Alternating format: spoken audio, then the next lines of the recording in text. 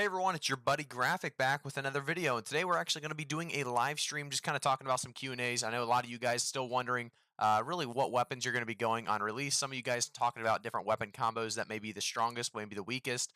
I'm just here to kind of, like I said, talk about some of the excitement going into Tuesday's launch. I think we're all very, very excited, obviously, and just wanted to, like I said, go cover it a little bit in detail today. And if you guys have any questions, I'll definitely try to answer them for you guys, as I've definitely played a lot of hours in the beta as well as alpha. So you just tell. Okay, so yeah, EU does release obviously the earlier before US East and US West. So I'll be streaming probably about 7:30 a.m. Eastern for quite some time there. You'll be streaming on Twitch tomorrow. Nice, nice. Yeah, so the release date, yep, is the 28th. It's not going to be the 27th. It does say it's the 27th for specific regions, but that's because obviously we all don't live in the same time zone. So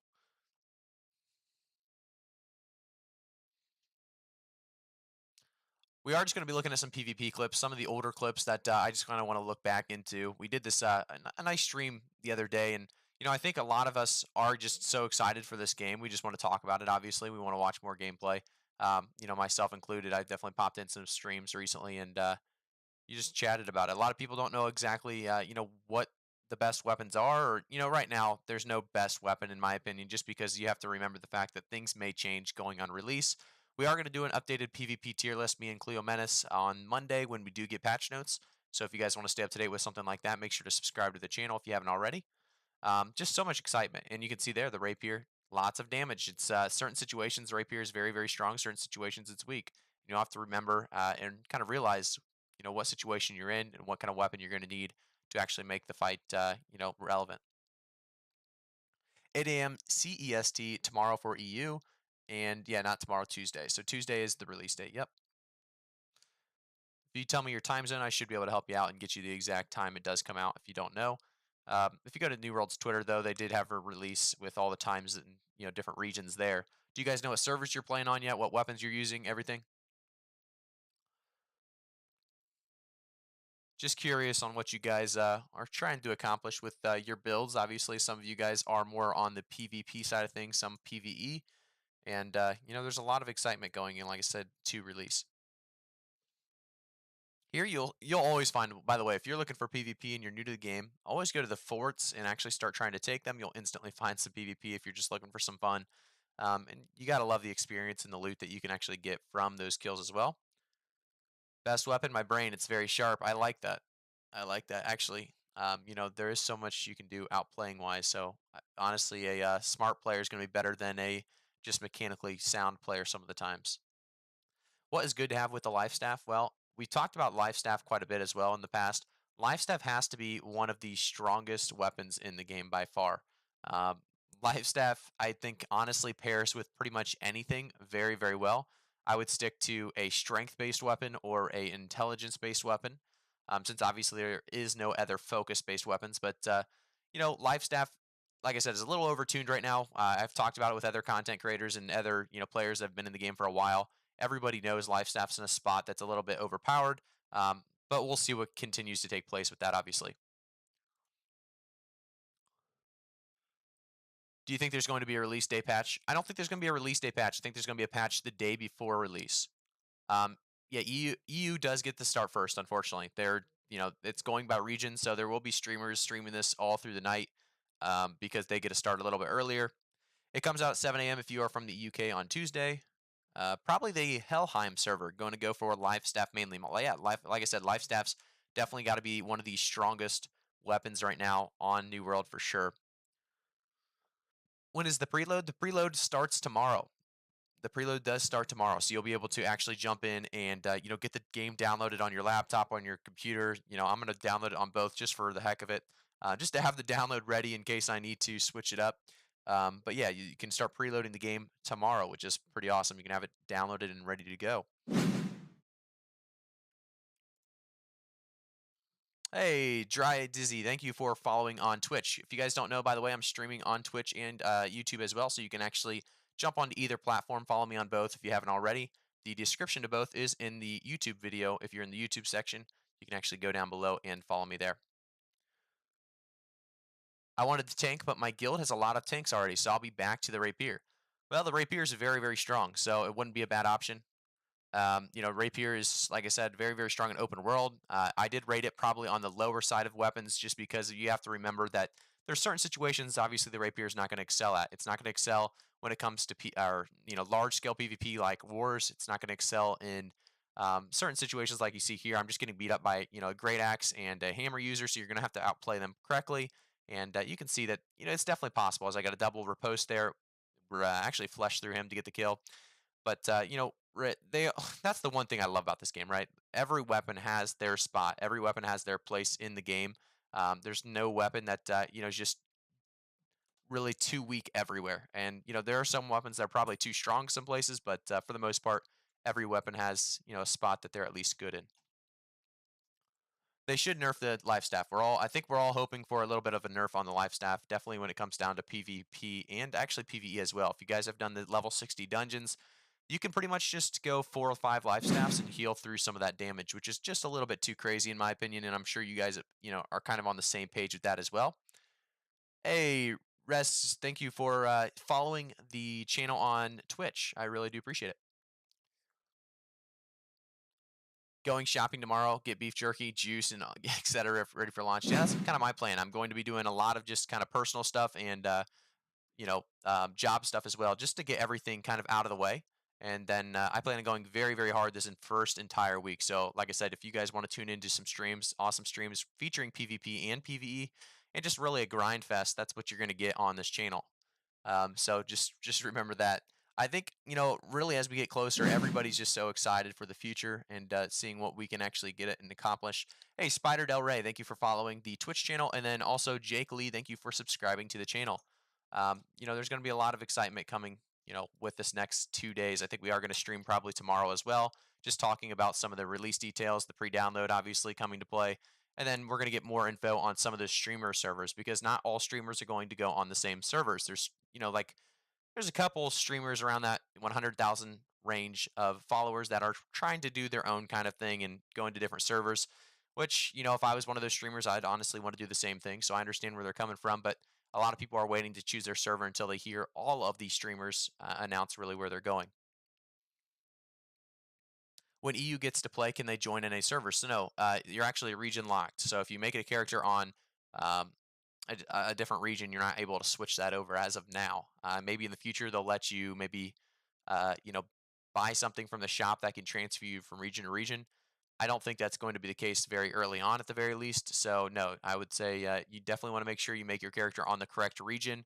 If you're trying to save your name, you've probably heard about many videos about that already. So I won't really go into details on that, but there is a way to make sure you get your name because the name is a global lock. So if somebody gets your name, let's say somebody steals the name Ninja, and then Ninja comes on 8 hours later and tries to get it, he won't be able to get it on a different server. My build is bow rapier with a focus and dot, poison arrow, rain of arrows, and bleeding skill from rapier to deal damage. I have great AoE, and in PvP I can fight with the dots. The dots are very, very strong. Obviously, applying a ton of dots is the way to go. I always like the grace really side of things on the rapier abilities wise, just because the movement's there, and I always, like I said this earlier. I get myself at the very least into predicaments where I need to have mobility, or I'm going to get in very, very big trouble.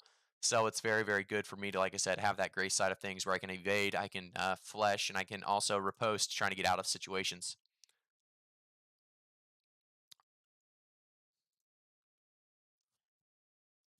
Is this a VOD? Yeah, so this is a VOD. This is all PvP gameplay I posted on the channel. So just a lot of cool little clips. Some better than others, obviously, but for the most part, I just want to get PvP content out there to you guys so you guys can see what the PvP is like if you guys haven't been able to play the game yet.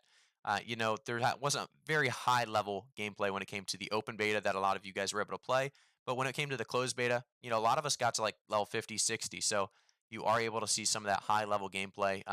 Some of these weapons with their mastery level 20, which I was able to get Fire Staff and Rapier level 20 mastery in the closed beta. So that's, part of some of these fights as well. And just some group PvP, whether it's solo PvP or group PvP, there's just so much fun when it comes to PvP side of things. So we'll focus a lot on the PvP and PvE though. Keep in mind that, PvP is a very big deal of New World, but at the same time, you could easily play this game and focus on PvE the entire time, which makes it a really cool kind of aspect. How easy is it to make bows and cartridges? So cartridges are a little bit tougher in the beginning of the game, depending on where you spawn. Everfall doesn't really have a low-level cave to go in and get that saltpeter, but keep in mind that you're actually going to be able to, in every other starting zone, go to one of it. In this video, Puzz is our new buddy that is talking, so I had to make sure everyone knew that he was new to the game. But like I said, guys, cartridges are a little bit harder to get because they aren't as easy or as easy as arrows, I guess, to craft. Is the main thing to keep in mind. Cartridges do take saltpeter, which, like I said, is in caves. We've actually made some ammo videos. I think I'm ammo guide, complete ammo guide, right after open beta. So if you guys want to go back through the videos and find that, you definitely can. How would you rate Firestaff, Ice Gauntlet for both PvP and PvE? I think Firestaff and Ice Gauntlet are both very, very strong for literally PvP and PvE.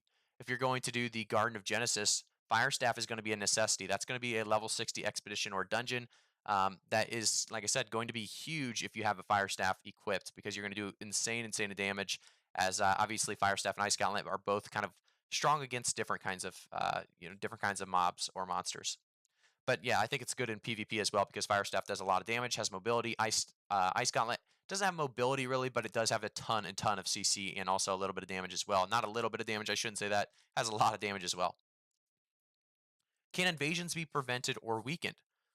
So invasions are always going to be kind of the same style, but you can prevent them, I believe, by killing the corrupted around the settlement. If you guys in the comments know a little bit more about that, definitely help me out on that with Copper Claws. I haven't or really spent too much time on invasions, but I do believe, like I said, they can be prevented a little bit by just clearing out some of those portals in the zone. You like the balance from beta? Healing seems OP. So I love the balance from the beta besides healing pretty much. Because healing's always going to be necessary. Healing's always going to be strong just because I mean, what game do you know that healing is just not relevant? There's not very many of them, right? So I think the biggest thing is they overpowered healing right now, and there are some weapons that are strong everywhere, but a majority of weapons have a spot in the game. Like I don't know a weapon right now that I would say has no spot in open world or has no spot in war. Like rapier and spear, maybe not great in war, but they have a great spot in open world and duels. So Life Staff's the only one that is just a little bit overtuned, in my opinion. I do have a PvP tier list that I made. If you guys go to the base of my channel, you'll be able to look through my PvP tier list. I think all of that is still relevant because nothing has really changed yet. But once we get the patch notes, hopefully tomorrow we get those patch notes pretty early, so me and Cleo Menace can actually make that next updated PvP tier list. Which, by the way, guys, we will be making every single big patch that has anything to update with weapons. We will make a new PvP tier list and kind of give you guys the kind of the really rundown of what that change did. Here I'm attacking a level 60, would have had him, but obviously it looks like a life staff user comes to his aid here in a second, and you'll see that. Yeah, you can't prevent them. Invasions will happen on average every 4 days. I didn't think you could prevent them, but yeah, like Z says, thanks for the help, Z. Hello, do you know when the patch notes are being released? No, we don't know exactly. I just heard from somebody that heard from somebody that Monday we are going to get those patch notes. So we'll see if they make any big changes. The only thing I don't like about AGS, because I love pretty much everything about what they're doing at the moment, the only thing I don't like about AGS is sometimes they like to sneak things in without actually telling us about it on the patch notes.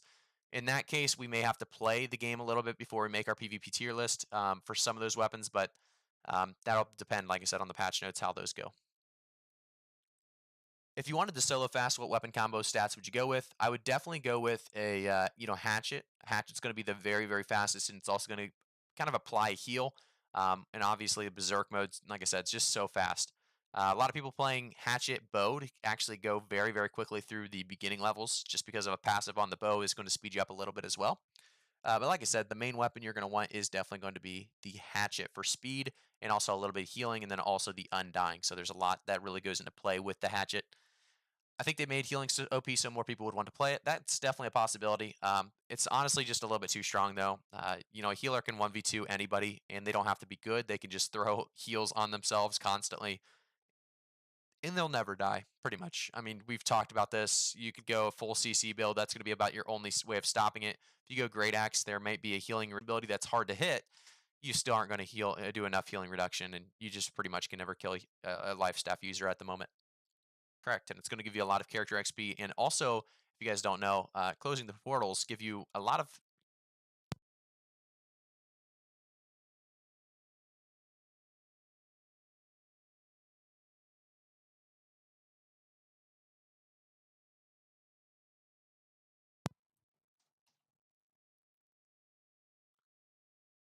You can see with some of this gameplay. I mean, there's just such large fights in front of these forts. There we go. We got a few kills. I think this is going to be a 1v1. This one takes quite a while to actually take the kill out. I misplayed a couple times, but we still do get the kill here, obviously. I'm a level 47 going up against a level 42. I do hope they reverted the PvP scaling back just a little bit. This is closed beta, so the 42 had a great chance against me here. Just 5 levels is not much at all. Definitely with the closed beta scaling, but, in open beta, just 5 levels could do you in.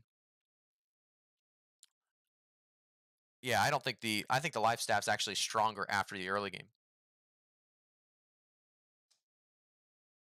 Is definitely, I think, for the most part, I cut out for a second. Sorry about that, Sean. Sorry about that, Blazing. Uh, for the most part, like I said, very, very strong late game. I think, really life staff doesn't start scaling until you get at least 10 to 15 mastery points in. And then it's, like I said, it ramps up very, very significantly.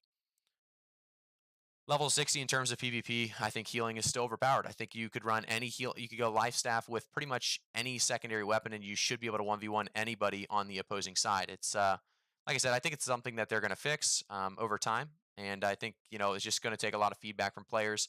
We haven't had a ton of testing just here recently, but for the most part, like I said, life staff still very, very, very overpowered in my opinion.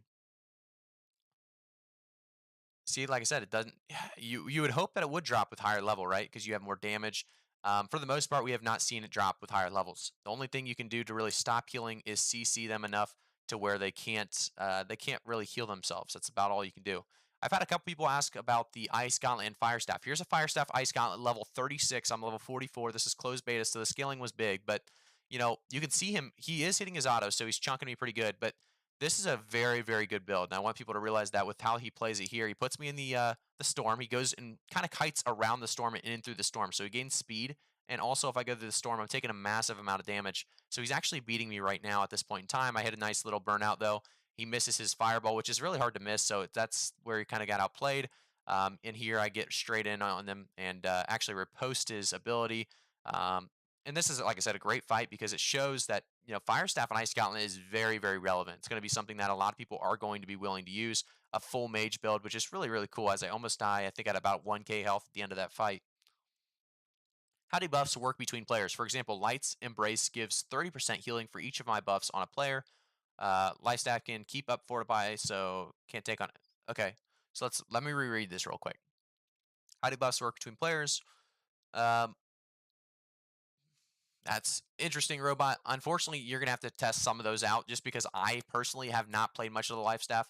I played a little bit just to see how overpowered it was. Once I saw how overpowered it was, I kind of honestly I jumped right out of there because I wasn't very happy about how I could 1v3 people with just healing myself and kind of sitting in my heals. And so I haven't played much with it since the I think it was the beginning levels of the closed beta. So just keep that in mind. I've played against it many, many times, but I'm not sure about on those passives and how those kind of work against each other. That's a great, really way to test that out is through duels. So keep that in mind. Go into a duel with your buddy or something if you're looking to see how that all works out.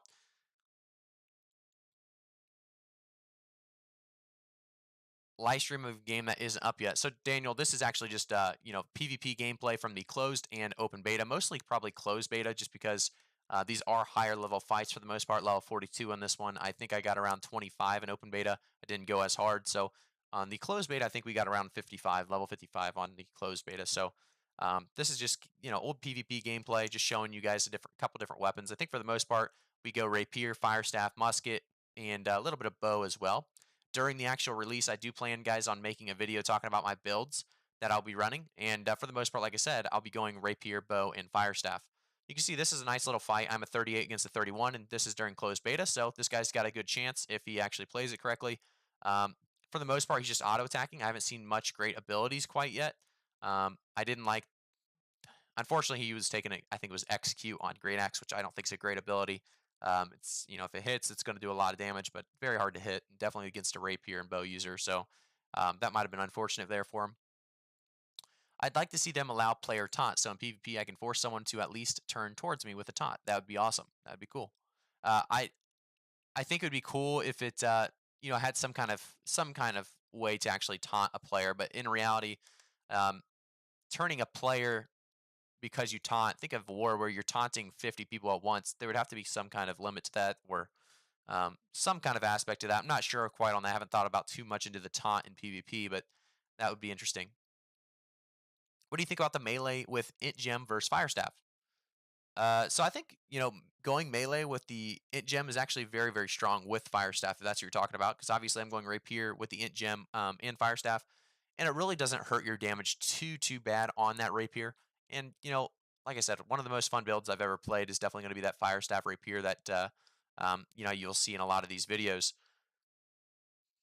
Well, do enjoy the content. Looking forward to more. Hey, Robot, thank you for continuing to be a supporter. I know you were in the last stream as well, so I do notice when you guys are popping in here multiple streams at a time. I really do appreciate it.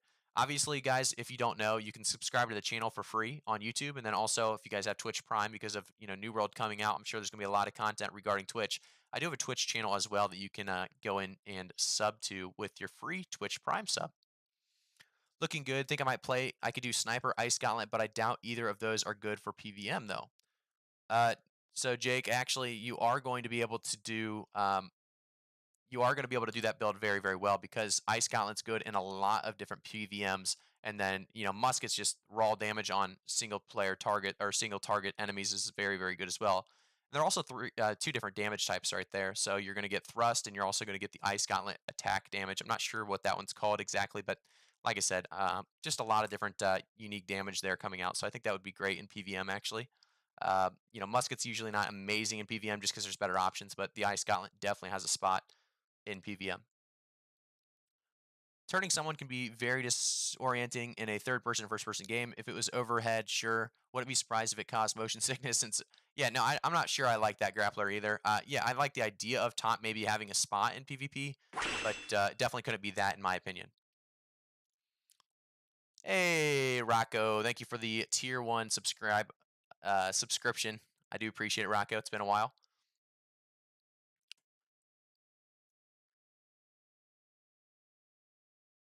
So in this you'll find I think we're right outside of Windsward in this clip, and there's constant PvP. If you guys haven't been outside of Windsward, any of the gates to be honest, but mostly like I said, this I think we are in the West Gate, and this is going to be where you're constantly going to find PvP. It's kind of like Everfall and Windsward. What do you guys like, by the way, as the starting zone? If you guys could pick where you started, obviously you'd want to start next to your buddies if there's playing with you, but other than that, where would you like to start, Everfall or Windsward? I think a lot of people are choosing Everfall, Windsward. Not many First Light, not many Monarch's Bluffs, just because of the locations of them. I think they look sweet. They're cool areas, but like I said, not many people choosing to choose or play in that Monarchs or Windsward, or not Monarchs Windsward, but Monarchs First Light. What do you think of sword and musket? So if you're going sword and shield and musket, you could definitely make it work. I don't love it just because the scaling doesn't work amazingly there. You have a strength-based weapon and musket being intelligence and dexterity. So you are going to have a weird kind of mix there. You definitely could try it and see how it goes. The coolest thing about this is you can always change your weapons. You're not stuck in a class. You're not going to continue to have that, just class being, really dominating what you do in your game. You're going to be able to just swap weapons at any point in time. And if you want to swap back, you're going to have, a little bit of progress already. So that's the big thing to note. But I don't love the idea of sword and shield and musket personally. If you want to try it out, though, I definitely think you should. If you're, focused more on PvE, it's not going to hurt. Going PvE, you can do whatever the heck you want. You may not be the most efficient, but that's perfectly fine. If you're going to have fun with it, do it. If you're looking for PvP, though, like I said, I don't know if it's going to be too relevant in some of these PvP fights just because of the stats that you're going to need to run. You could always go just ignore strength and use go maybe dex and constitution mostly and just ignore strength completely. That's definitely a possibility. What are the best gems to go on your weapons in PvP? So there's a couple different gems. I do have a gem guide. Um, Hey, thanks for subscribing to the channel. I think we have 2 new subscriptions to the channel. Vincenzo and Sebastian Armand, thank you for both subscribing to the channel. I do appreciate it. Trying to keep you guys up to date with New World as we get closer and closer to launch. There's a lot to talk about. But like I said, musket needs some damage. Well, let's see. Best gems to use on your weapons. I think Sean asked that one. I do have a gem guide, so I'm not going to talk too much into detail on the gems, but there are a couple cool gems. I will have like I said, more updates on the gems, but I do have a gem guide on the channel. If you guys want to take a look at that, that'll go into more detail on what gems you should be looking into, what gems you should be taking. But there is one that does bonus damage when they're below, I believe, 30% health. Or you could have with a fire staff if you want to just make sure your first burst is very strong. I believe the Onyx is going to be the one that applies a 30% damage on the first hit if they are at full health. So those are a couple gems that you can look into. There's obviously a lot more, and you're gonna have to look through and see what build kind of works with yours. Windsward, yeah, I think Windsward's a very cool spot to actually start. Doesn't matter to me, but Monarchs wasn't a bad start. Had some good resources around that area. Yeah, for sure. Hey, can I ask you something? When you put a trophy in your house, you will have the bonus every zone, or just in a zone where you have. So you have that bonus in every zone. It does apply everywhere. If you guys ever think I'm saying something incorrect, by the way, challenge me. I want to hear what you guys have to say about certain weapons. I want to hear what you guys have to say about certain content as well. So if you guys think, sword and musket was the great build and I just kind of put it down, I want to hear you guys kind of fight back against that. But for the most part, like I said, certain things I'm just going to go with my opinion on. And everybody obviously will have their own opinion in these. In a dungeon group, different classes bring different buffs. What are they? So yeah, there's not really different classes. In a dungeon group, different classes bring different buffs. So not really. What you're going to want is basically a tank, right? So sword and shield you can go, or maybe even a life staff sword and shield, or hammer sword and shield, or pretty much anything. What you're going to want is one tank, one healer, basically, and then you could even go another healer. You could go two healers just because healing's so strong, and then you could even go the rest DPS. You're not going to have classes. There are no really classes here, so you're just going to get one person stacked on Constitution with maybe a strength based weapon, and then a healer or two healers, and then the rest DPS. It's going to be a fairly easy to run through dungeons. You're actually going to have, like I said, a lot of one shot mechanics in these level 60 dungeons, though. So you're going to actually have to kind of learn the abilities. And I do have, by the way, 2 level 60 dungeon videos coming out after release. So you guys will be able to kind of take a look at some of the abilities and mechanics that are built into those boss fights. They have gotten harder just recently, and nobody else has really gotten a big peek into it quite yet. Thoughts on Spear PvP? I think Spear has a great spot in PvP. It's just all about, in my opinion, duels, and it's my opinion all about open world. I don't think it's going to be huge in Wars. So you got to think Wars is going to be that large scale PvP. You're going to want more, hammers. You're going to want more great axes for those CC abilities, and then also just more damage from AOE, like maybe the poison and rain of arrows on bow, and then also the fire staff going pillar of fire and fireball. So just a couple thoughts there. I do want to jump into thank you, actually, Juan, Sebastian, for subscribing to the channel. I do appreciate it, guys. I will say, if you guys haven't already, subscribing is free to the channel. So you can actually subscribe to YouTube for free. And then also, if you have Twitch Prime, you can subscribe on Twitch. And that is also going to be free. So, like I said, definitely take advantage of that and do so if you guys want to continue to see so much great content regarding New World. Hopefully, I can continue to bring you guys some kind of Q&As here. I am kind of getting behind on the chat, so I'll probably skip a few comments every once in a while. Sorry about that in advance, because I am going to get pretty delayed if I keep reading every single person's comment. Thank you guys so much for all the comments, though. So let's see here. Spear side with Zoner is pretty sick, or pretty good for PvP. Yeah, it definitely is. Any opinions on Hatchet Lifestaff? Well, Lifestaff's good with anything tunnel, so Hatchet Lifestaff definitely going to be a strong pick because of Hatchet's just raw damage, and obviously the Berserk mode. You're also going to have speed there, and then you're going to have the Undying mechanic. Hatchet Lifestaff's one of those that's very strong, definitely for open world. If you're looking to 1v2, 1v3, that's going to be the build to do it. Yes, Z the Traveler says Hatchet Lifestaff will keep you alive forever. That's definitely true. So I'm going to skip a few of these comments. Sorry about that, but I do want to get kind of closer to the most recent comments because I'm getting behind just a tad. Game is playable right now. AR Striker. This is not playable right now. This is PvP VODs from past iterations, open beta and closed beta. Let's see what else we have. Spear could be good in wars to pick off backline mages. Yeah, that's definitely true. Their spear does have a small spot, kind of like rapier. You could use it in wars to pick off the backline. However, you got to think about this. If you're going something like Gravwell, right, you can actually, or I should say, if you're going something like Great Axe, for those of you who don't know much about Gravwell, you're going to be able to Gravwell them, right, and then you're going to be able to pull them. You're going to be able to charge them. Whatever ability you have is going to do a lot of CC and damage. So the rapier and spear kind of get in a way, kind of pushed to the back burner because of some of those weapons being so strong right now. But people may be able to use them in war and actually show them off. And If that does happen, that's something that would just occur most likely due to them being so skillful with that weapon. That's one thing that I do like about New World. Is you can make any weapon look really good if you're good with that weapon.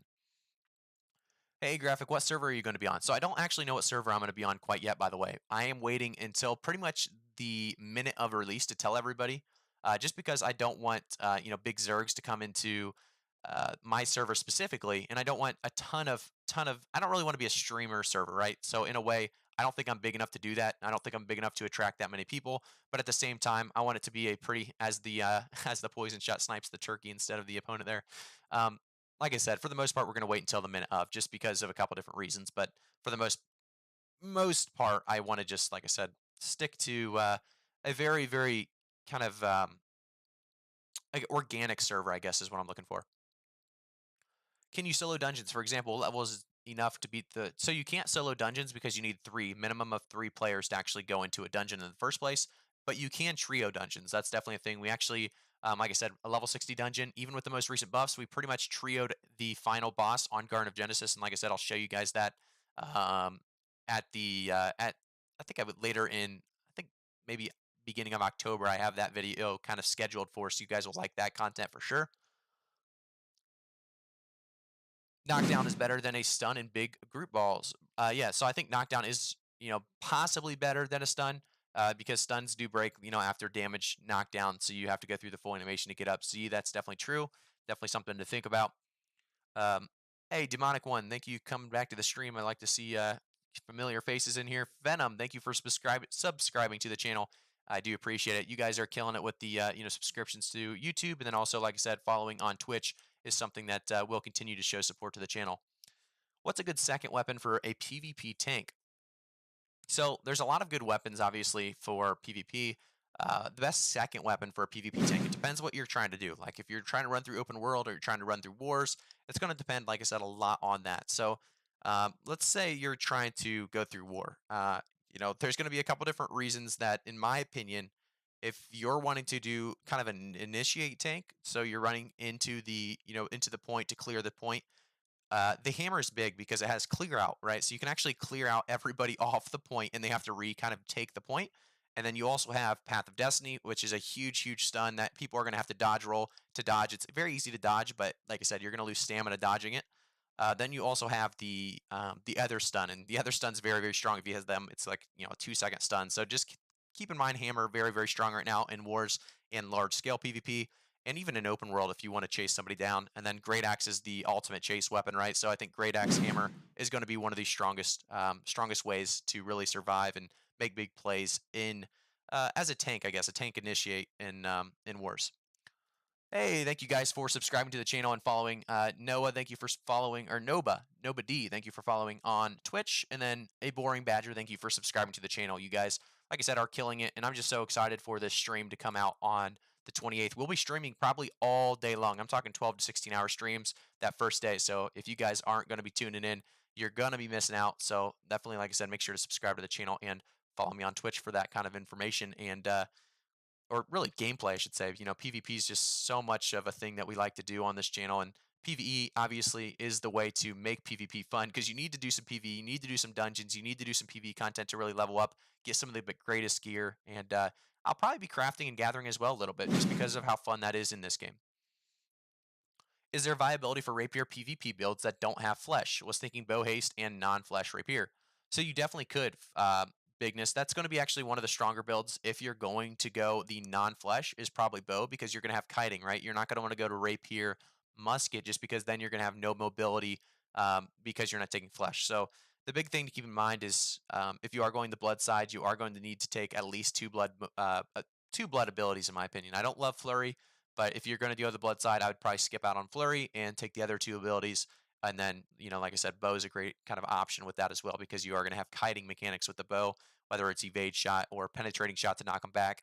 You're going to have, like I said, some different options there and available to you. I think we had another follow. So thank you, Ari91, for following on Twitch.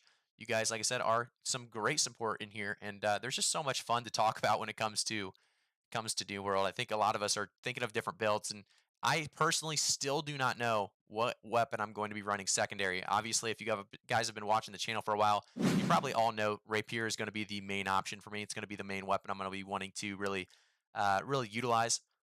Fire staff bow is going to be a hard one for me. I think I like the bow quite a bit late game in the open beta. I got to test it a little bit. Once I got a little bit higher on the mastery, it started doing a lot more damage. But fire staff is going to be a great option as well. Let's see here. Hey, thank you for following. We have a couple of different follows, it looks like. So, Mr. Inc., thank you for following, and Genova, thank you for following both on Twitch. I do appreciate it, guys. Like I said, I don't know exactly where I'll be streaming mainly yet, Twitch or YouTube. So, following them both is going to be the best way to stay up to date with me. Let's see what else we have. So, Rapier has the advantage of high quick mobility from. Oh, I just got to say thank you for the $5 donation. Thanks for the solid response. Hype for launch. Bigness, you didn't have to do that, but I do appreciate the awesome support. Like I said, I think we're all so hyped for launch. And, I'll always try to give you guys the best responses possible, trying to rush through and make sure everybody gets an opportunity. But, like I said, great support from you guys. Thank you for the awesome super chat, like I said. Uh, let's see what else we have. Like I said, there's a lot to talk about. Well, we keep getting notifications of people following and supporting, so I got to kind of call you guys out for being awesome. Night Gunther, thank you again for following the stream. Um, other sword and shield, is there some new weapons that are. What's going on there? Do we get another? Oh, look at that. We got some gifted subs. AR91, thank you for gifting subs. It looks like you gifted 3 subs. Three different people got subscriptions there. I do appreciate Demonix following on Twitch as well. You guys are killing it on both platforms right now. I really do appreciate the awesome support. Definitely RE91, that's huge. 3 gifted subs, giving, like I said, 3 different people subscriptions on Twitch. Let me know. I might start a poll if I can. I don't know if I can start a poll. Let's start a poll, Twitch or YouTube. I'm curious what you guys like better. This is going to be a poll, I believe, for just YouTube people watching. So this will be kind of interesting to see what you guys say. Let's see if this kind of poll works. It'll be a good tester too. Ask your community at. Okay, let's see it. Let's see if it pops up for you guys. I don't know where that'll pop up, that poll. If it does pop up, definitely, like I said, take advantage of it. I do want to talk about some of these other comments, though. You guys are having a lot of great questions, and I want to jump into them. What's your biggest concern about launch? So the biggest concern is going to be people over complaining about long queue times, right? Long queue times are a good thing. They can't. What do you want them to do about long queue times? Really, you're going to have long queue times. You want server stability over just allowing everybody in and lagging your butt off in the game. So I think performance is going to be more important than just letting, like I said, letting everybody into the game just so everybody can lag together. Queue times are not a bad thing. Queue times are a good thing. Unfortunate, but they are good. So keep that in mind. There's no reason for Amazon to spend all this money and time on making thousands of servers when the game's just going to slowly lose a little bit of that population, right? A little bit farther into the game of the release. So queue times are something that I think people are going to complain about, something they shouldn't really complain about. You know what server you're getting into, right? So Valhalla is going to be one that's going to have high queue times. If you want that, you know what you're getting into. So just keep in mind that. And I think, another thing is content after level 60, right? We want to see more content after level 60. I just keep getting notifications. Thank you guys so much for following. Let me go back here and see how many people are following. Vinny, thank you for following. Let's see what else we have. Matt, thank you for following. And CNF, thank you for following on Twitch. I do appreciate the awesome support. You guys are killing it. But like I said, there's a couple different things I'm worried about when it comes to level 60. We do have Outpost Rush that a lot of people haven't, got to play in. So PvP could be good there with Outpost Rush and War. But PvE wise, I do think there's a lot of good content right now. But we'll see what really does take place. Like I said, there'll be more concerns regarding life staff for me right now because life staff's still in a very, very strong state, a little bit too strong of a state. So there's just some things to watch out for. I do want to jump back to some more questions here as we got another couple follows. Paul, thank you for following on Twitch. I do appreciate it. Both platforms suck, but YouTube is lesser of the two evils. Okay, so let me see. What do we have here right now? So 62% on YouTube, it looks like. Okay. Considering this poll is on YouTube, Twitch is getting a lot of votes. Yeah, that is impressive that Twitch is getting so many votes on YouTube. You do have to keep in mind a lot of people like Twitch because of, there are going to be Twitch drops coming into this game. There's going to be different kind of Twitch support by Amazon Game Studios, obviously, as they, kind of have an obvious reason to be supporting Twitch. I do want to talk, like I said, about some of these comments. Let me ask. Well, I gotta say this, Voyagers, thank you for subscribing to the channel. You guys are absolutely killing it. I think we're at 100 viewers right now, so very, very cool to be in the triple digits. Like I said, this is going to be a very, very fun time coming up on Tuesday. Uh, every MMO launch has obstacles. Just be patient. Yeah, Copper. I think if we are able to get into the game and actually play it the first day, that's a success on the first day. Every game has problems. Amazon's no different. Just because they're Amazon Game Studios doesn't mean they have an unlimited budget. That's something that a lot of people don't realize. Uh, they have to still make profit with their game. They still have to do, they don't have an unlimited budget, like I said, just because they're Amazon Game Studios. That's one thing to keep in mind. When is New World coming out? It is coming out September 28th for most of us. September 27th is when you can pre-download, and you can check all that information out on my not my Twitter account, but actually New World's Twitter account as well. So I'm not actually playing. This is all a VOD. This is going to be just PvP gameplay here, and just kind of showing you guys some of the different content regarding Firestaff. I think I'm running Firestaff Rapier for the most part, but also featuring some bow and musket as well. Twitch is a little bit cleaner. Yeah, Twitch is a little bit cleaner when it comes to live streams. I think, over time, I think YouTube's actually going to take some of Twitch's viewer or some of Twitch's streamers. But we'll see how that goes. I would love if I could continue to stream on both, but I think when it comes to gameplay, I won't have the power to do so.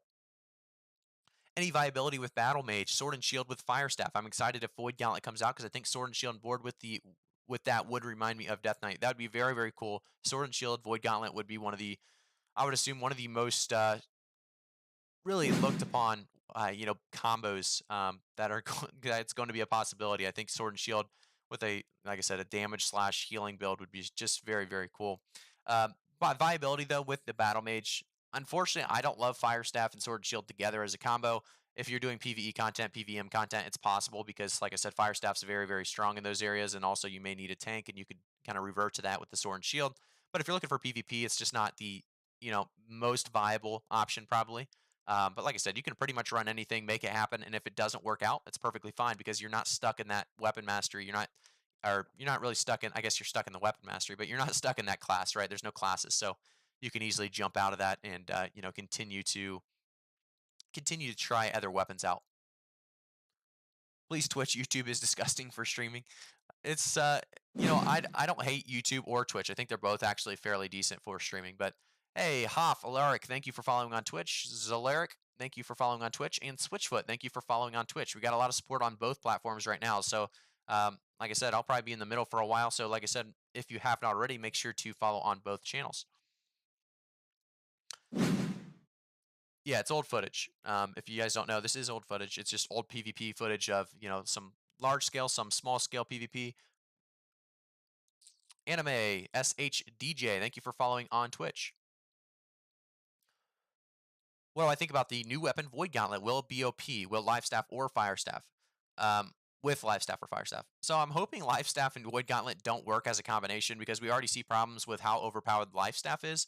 So if Life Staff and Void Gauntlet are kind of overpowered as a combo because of just the amount of healing, that'll be very, very sad to see because there needs to be some kind of way that they maybe can't work together very well. I'm not sure. We'll see on the release. I think they realize that life staff's a little bit broken right now just because of people running full life staffs in some of these expeditions and dungeons to just stay alive and out or really just out heal all the damage. And with DPS checks, if you guys don't know what DPS checks are in expeditions, they do have a few of those, but really you can still heal through the DPS checks, which is just insane, right? What secondary would you recommend with spear? Spear is very, very strong with bow, and I think a lot of people recommend spear and bow as a combo. I like rapier a little bit better just because the riposte ability, personally, that riposte ability, the counter there is so strong in my opinion. Kind of huge outplay potential with the evade on rapier as well. But the spear and bow, if there's anything that's better than rapier and bow, it's going to be spear and bow, right? And it's going to be what people call a noob killer because it is easy to dodge the abilities. But you have to keep in mind, with the stamina where it's at right now, with how much stamina you don't regen very fast, and all of the stamina issues. The big thing is a spear is going to be so hard to dodge those abilities when you're have to dodge every single one, and then there's so much knockback and CC with the spear. It's a very, very strong weapon right now. Definitely, like I said, through the open beta, we were able to see spear in an even better light than it was in closed beta. So we'll see what happens. Obviously, a lot to come up and change here in the upcoming couple of days, and we'll definitely go over the patch notes. Like I said, tomorrow patch notes are going to be out. Hopefully, we will make that PvP tier list again for you guys, kind of cover each and every weapon and kind of their updates and what that really did for their tier, as well as right now I think, like I said, spear is on the bottom of the PvP tier list. That's just because it's kind of with rapier and the fact that it doesn't have a great spot in war.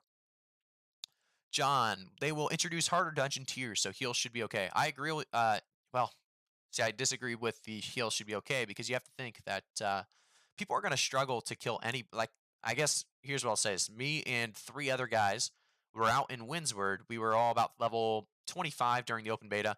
We had a hatchet that had the healing kind of debuff there, and then we had three other just basically CC players and damage dealers.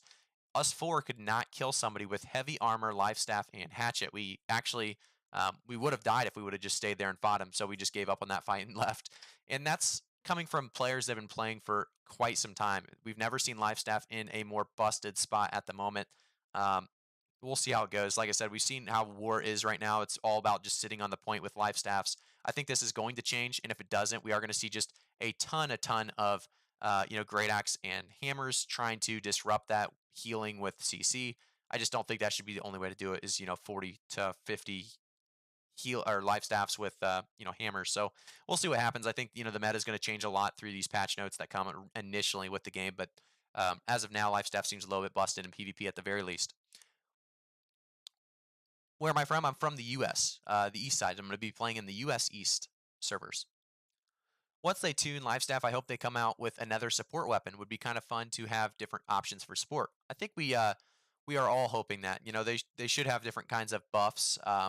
That whether it's just life staff having the heals, and then you want a different weapon maybe for different buffs or different kind of debuffs. I think that's a great option. I don't think Void Gauntlet's really a support weapon at all, so I think having something like that would be great. Looks like I think we buffered last time at that spot as well. Let me skip that real quick. Grappler, if you repost and stun for full, is there enough time to roll back 10? Okay, I think you asked that last time, Grappler, on this stream. So yeah, I think there is enough time because that's at least what I've heard from a viewer, and it may have been you. But I have not tested out myself that bow, rolling back 10 meters and drawing back for a headshot during the stun. That's something, like I said, that I definitely want to test though. How dramatic do you think these patch notes will be? I'm guessing just tuning. I'm guessing just tuning as well, Robot. I would assume that they don't want to make anybody upset right on release. Terrible time to do so. I would expect that they do pretty much very, very minimal just tuning, and I would assume that they, like I said, don't really buff anything or nerf anything too hard. I really wish they would, nerf specifically the life staff, but we'll see what happens. Or am I ever going to go back to Albion? No, I probably will never go back to Albion Online, unfortunately. This is definitely the worst life staff has been. This is the worst life staff has been, which is just kind of goes to show how strong it's been in the open, not open beta but closed beta. With heavy gear, you are still unbelievably tanky with the life staff, and you pretty much cannot die unless you misplay or just forget to heal, or you get CC'd for 5 to 10 seconds. Add better anti-healing seals for PvP. I think that's the biggest thing that they need to do as well. I think we had talked about dual daggers. I think that's going to be an ability that the dual daggers definitely do get is anti-healing. That would only make sense to have more anti-healing abilities. And if you want an assassin weapon like spear, rapier to actually work in wars, you're going to need to add some kind of anti-healing, and that's what they're probably going to do with dual daggers to make it kind of relevant in more than just open world and more than just those dueling areas. What East Coast server will you play on? I don't know exactly what East Coast server I'm going to play on quite yet. I am going to be waiting probably until the minute of release to actually show you guys what server, just because I don't want to put my server out there quite yet. Is it possible to show what you think is the best PvE solo build for life staff healing, not for PvP, but just for solo leveling? I think there are sites where one can do the skills online, right? There are sites. I'm not going to probably bring that up right now because it would just be relevant to probably the life staff users. As the PvP content, you're seeing a bunch of different weapons come into play. But Sacto, for the most part, like I said, if you look through the abilities, go to worldforge.gg. Some of those abilities are not up to date, but for the most part, they are. You can actually look at some of the different passives and stuff. And one of the big secondary weapons you're going to want to take if you are looking just for that easy early game is hatchet life staff. Some of the people doing speed runs from level 1 to 25 are running hatchet life staff right now. So that's, like I said, one of the strongest. Hi, who's excited for New World release this Tuesday? I think everybody in this chat is excited for New World release this Tuesday. I'd be probably mistaken if that was not the case. If you guys have not already, by the way, you guys can subscribe to the channel on YouTube for free, and you can also follow me on Twitch and for free as well. And then, if you have your Twitch Prime, you can definitely do so, and that's also free if you have Twitch Prime and subscribing to the Twitch channel. You guys are absolutely killing it with the questions. I, love talking about New World. I could do it all, literally all day. Um, Let me see what else we have here in the chats section here. How about using Ice Gauntlet as a tank instead of Sword and Shield? Using a Taunt Gem, of course. Uh, there's a lot of those kind of builds that could be possible. Your only way of knowing really is to test it, right? So because I haven't tested that, I don't want to give you an automatic answer. I don't want to say yes or no. I don't think it'd be the most useful, but is it possible? Probably possible. Something that, like I said, you'll have to test at the lower dungeons and see how high you can actually go with that kind of a tank build. Do I have any info on weapon mastery? I guess, what do you mean by do I have any info on weapon mastery? I'm not sure what you mean by that. I have gotten to level 20 weapon mastery on the fire staff and the rapier, and pretty much every weapon in a sense. I think almost all dot skills should have at least 30% healing reduction built in, since most dot abilities are kind of low damage. It would be cool if they actually added some kind of, if you have dot on you, you take 10% less healing at the very least.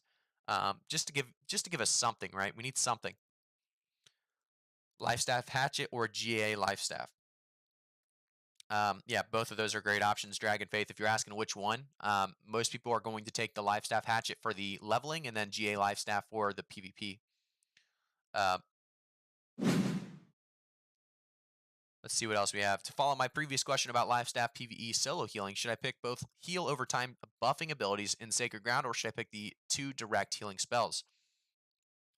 That's a good question. Depends what you're actually going for. But for the most part, you're going to want. I think I do have a healing build on the YouTube channel already. If you guys want to check that out, you healing players, there's going to be kind of a automatic build that's just right now the strongest in my opinion. And if I don't have that, I'll check and I will actually make a video on that, because life staffs, like I said, if it's the strongest, we should definitely have a build on that weapon itself, and even builds talking about life staff hatchet or life staff great axe as well. I know a lot of you guys like to talk about combos instead of just weapons. The only reason we're not doing that on the PvP tier list is because we would have, what, 66 combos. We'd be here all day talking about it, which, like I said, we might as well do, I guess, because we could all do it. Are you thinking about Valhalla? I'm not thinking about Valhalla, unfortunately. I'm not going to be playing Valhalla pretty much no matter what. I just don't like the idea of streamer servers. I don't want to wait in the queues early on. Um, and it's fine if you do. I think that'll be fun, but I think there's going to be good enough players on every server, right? I don't think there's going to be the best players on Valhalla. I think you're going to have people that think they're the best and they're going to that server to play, and they're really just going to get trashed on, unfortunately. But like I said, I love competitive stuff. I think there's going to be tons of competition when it comes to arenas when they come out with that. Also, wars are going to be competitive, and you're going to have outpost rushes being competitive as well. So I don't think there's going to be a limit on competition just by not playing in the Valhalla server. So that's why I'm probably kind of trying to skip out on it. Super TCG, sup, graphic, and chat. Hey, Super, how you doing? Hey, Distract, how you doing? Carlos, when you plan another tier list, can you do plus and minus tiers like A plus? Because I watched your last one, I think it would be nice if you could differentiate it, since most weapons were S and A tier. So, Carlos, that's kind of what I'm doing by putting some weapons on the top or all the way on the left side, right? So, if they're all the way on the left side, they're better than the weapons all the way on the right side, is what I was trying to go with. I don't know if I explained that well enough, but that is kind of what we're going with there on that PvP tier list video. So, hopefully that makes sense.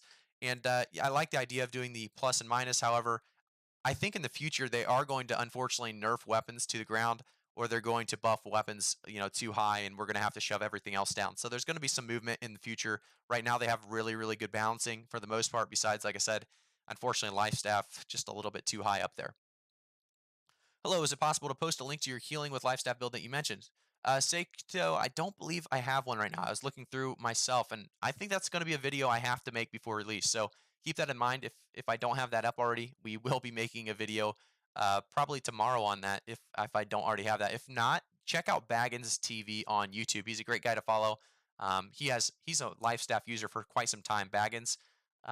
If you look at Baggins life staff, you'll probably find him. He's, like I said, he's a great guy to watch if you are a life staff user. Dude, your beast got a split. Keep up the grind, bro. So less than 2 days. Hey, Robot, thank you for the awesome support, man. You have a good day, and I'll hopefully see you tomorrow on the stream. If not, have a great release. I know a lot of you guys are so excited. When might patch notes be out? Any idea? Yeah, we heard a lot of rumors on Monday, so we don't know anything about the time. Obviously, it seems like we never know what time anything is until it happens. So patch notes Monday. We don't know exactly the exact time there, but as here you can see how strong that ice gauntlet is. If you get that shower to rain down on people, they cannot move for so long.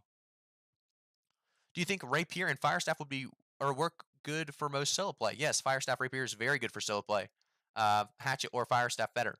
They're both good. Honestly, both of those would be great options. I do want to go back and I think we had some subscriptions. Edwin Mora, thank you for subscribing to the channel, and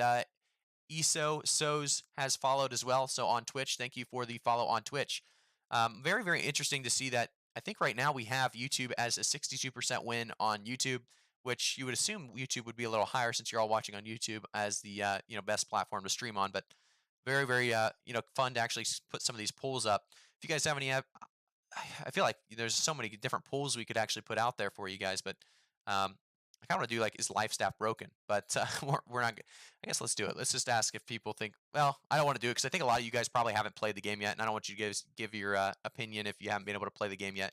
On release, we'll ask a couple different questions. Like I just think the polls are kind of a cool way of at least asking my community, what they think about certain weapons, what they think about certain mechanics or certain features of the game, because it's a great way to understand what you guys are thinking and seeing if you guys kind of agree with what I'm thinking. And there's just, like I said, so much to talk about when it comes to New World. I want your guys' input, your guys' thoughts as well. What do you think is the best 1vx combo? I think it's anything with at least one magic weapon so far. Um, it does seem like that, right? But at the same time, bow is going to be very strong level 60. The poison shot's going to do insane amounts of damage. It does obviously scale with, the damage on your weapon, and there's not really great bows in the beginning of the game, in my opinion. So when you get that level 60 bow, we talked about the legendary bow possibilities on the channel as well. There's going to be a lot of great options, and I think you're going to be pleased with at least how much damage you can do with the bow. But yeah, like I said, for 1vxing right now, it does seem like the Fire Staff and Ice Gauntlet are great picks, just because they have that range. They also have the burst, and they have some mobility if you're going Fire Staff, and CC if you're going Ice Gauntlet. So double mage is definitely a thing right now as well. And with some of the passives giving you back mana, you don't have much of an issue with mana. And you have mana food, you have mana potions that you can use if you do. Really confused over, can we choose the faction later one, like choosing the faction with most territories? So rockers, if you're asking, you can change your faction, however you cannot change to the faction with most territories. So at level 9, I think it's level 9ish, that you get to pick your faction. Make sure you choose a faction you want, because after that you have one more change, and then you have 120 days, I believe, before you can do it again. And you cannot change to the faction that controls the most territories. So you'll basically have one other option if you don't control the most territories. So let's say you're Syndicate, you want to change to Green Marauders. You can't do so if they have the most territories. However, if they do not have the most territories, you can change to them. But then you just have to wait 120 days to change again. So to keep that in mind when you are doing the change, it should tell you about that as well. Yeah, I was thinking Rapier and Staff both get points for intelligence. Hatchet have good heal. Hatchet does have great heal, and obviously the Undying perk, and Berserk for speed and mobility. Um, like I said, you could do either one. I do like Rapier better, just because in my opinion, there's more outplays to be had, right? You have evade to evade pretty much anything, and then you have riposte to riposte anything. So you can get away with kind of dodging 2 damage abilities or 2 big CCs very easily there. And the evade is just such a crazy low cooldown if you guys do take the cooldown passives. Hey, Sixth Thun, thank you for following on Twitch. You guys, if you didn't know, you could subscribe to the channel on YouTube for free, and you can also follow on Twitch for free. And then if you have a Twitch Prime, you can also subscribe to the channel on Twitch for free with your Twitch Prime. So take advantage of all the free options to support the channel. I really do appreciate it. I'm going to continue to shove out content to you guys. I'm not going to spoil anything, but we have a lot of videos and content coming to you after release, whether it's PvP, PvE, some of the level 60 dungeons, invasions, wars. We have it all coming, and like I said, you're only going to miss out if you do not, follow me on Twitch and subscribe to me on YouTube. Really confused over. Okay, so I hope healing is strong in this game. Well, Derek Rank, you're in luck, because healing is what I would call very strong in this game, maybe busted in this game. The cool thing with musket, by the way, if you guys didn't know, is you can actually lay on the ground and shoot. You cannot do that with pretty much, I don't believe, any other weapon. So musket's kind of unique in that kind of idea or sense, and you are very, very hard to see visibility wise. You know, if you lay down, they cannot see your nameplate from very, very far away, so you can just shoot for free, and they'll have no idea where you're coming from. Besides, kind of that trace of the bullet. Powder burns in musket is nasty. Yes, it is. It does insane damage.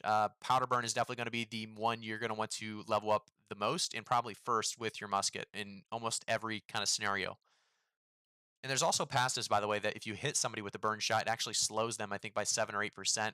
That's something I had in the early game of the closed beta, and it was so fun to use because I'd basically tag somebody, and we'd have Alf on the great axe and hatchet, one of the fastest mobility builds, chase him down, and we'd get any kill we wanted to with that one. It seemed like.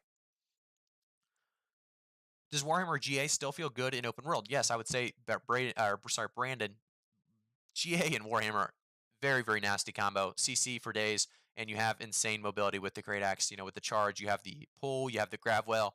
Depending on what you want to take, obviously, there's some of those abilities you can switch out. But for the most part, yeah, the Great Axe and Warhammer is not only good in open world, it's good in war as well. And I would assume Outpost Rush. We haven't had much content myself in Outpost Rush, but for the most part, you're going to have PvP in every scenario. Very, very strong with that combo. Do you think the money gained from territory needs to be nerfed? I think it's pretty broken so far. So, Carlos, in a way, it's broken, right? But at the same time, it's not because you need something to fight for, right? So, who's going to actually go for something like a territory, spending all their time and really resources to get that territory, and then just not make enough money? In my opinion, I think it's actually at a pretty good state right now, and I think it won't be as crazy when people kind of split off and go to different zones. But when we have level 60s, not everybody's going to be in that Windsward territory. Not everyone's going to be in that Everfall territory. So money's going to be a lot less, lot less of an income than it is for these first 7 days. These first 7 to 14 days are going to be insane amounts of money, and I'll probably show you guys with my company's. If we own a territory, I'll probably show you guys some of the money we're making in Windsward or Everfall. We're going to be trying to go for, I believe, both, but we'll see which one we get. What's the server cap? We don't know the server cap, actually, I don't believe. If you guys have the server cap in the comments, let me know. I'm curious on that as well. I think, we have had talks from Twitch about around, or not Twitch, sorry, Twitter, about a reply of about 1,000-ish as the current server max that can be on at a time. I think they are going to up that over time. They just want to make sure the server's stable and then continue to increase that over time to about 3,000, like they said in the past. But we'll see what happens with that.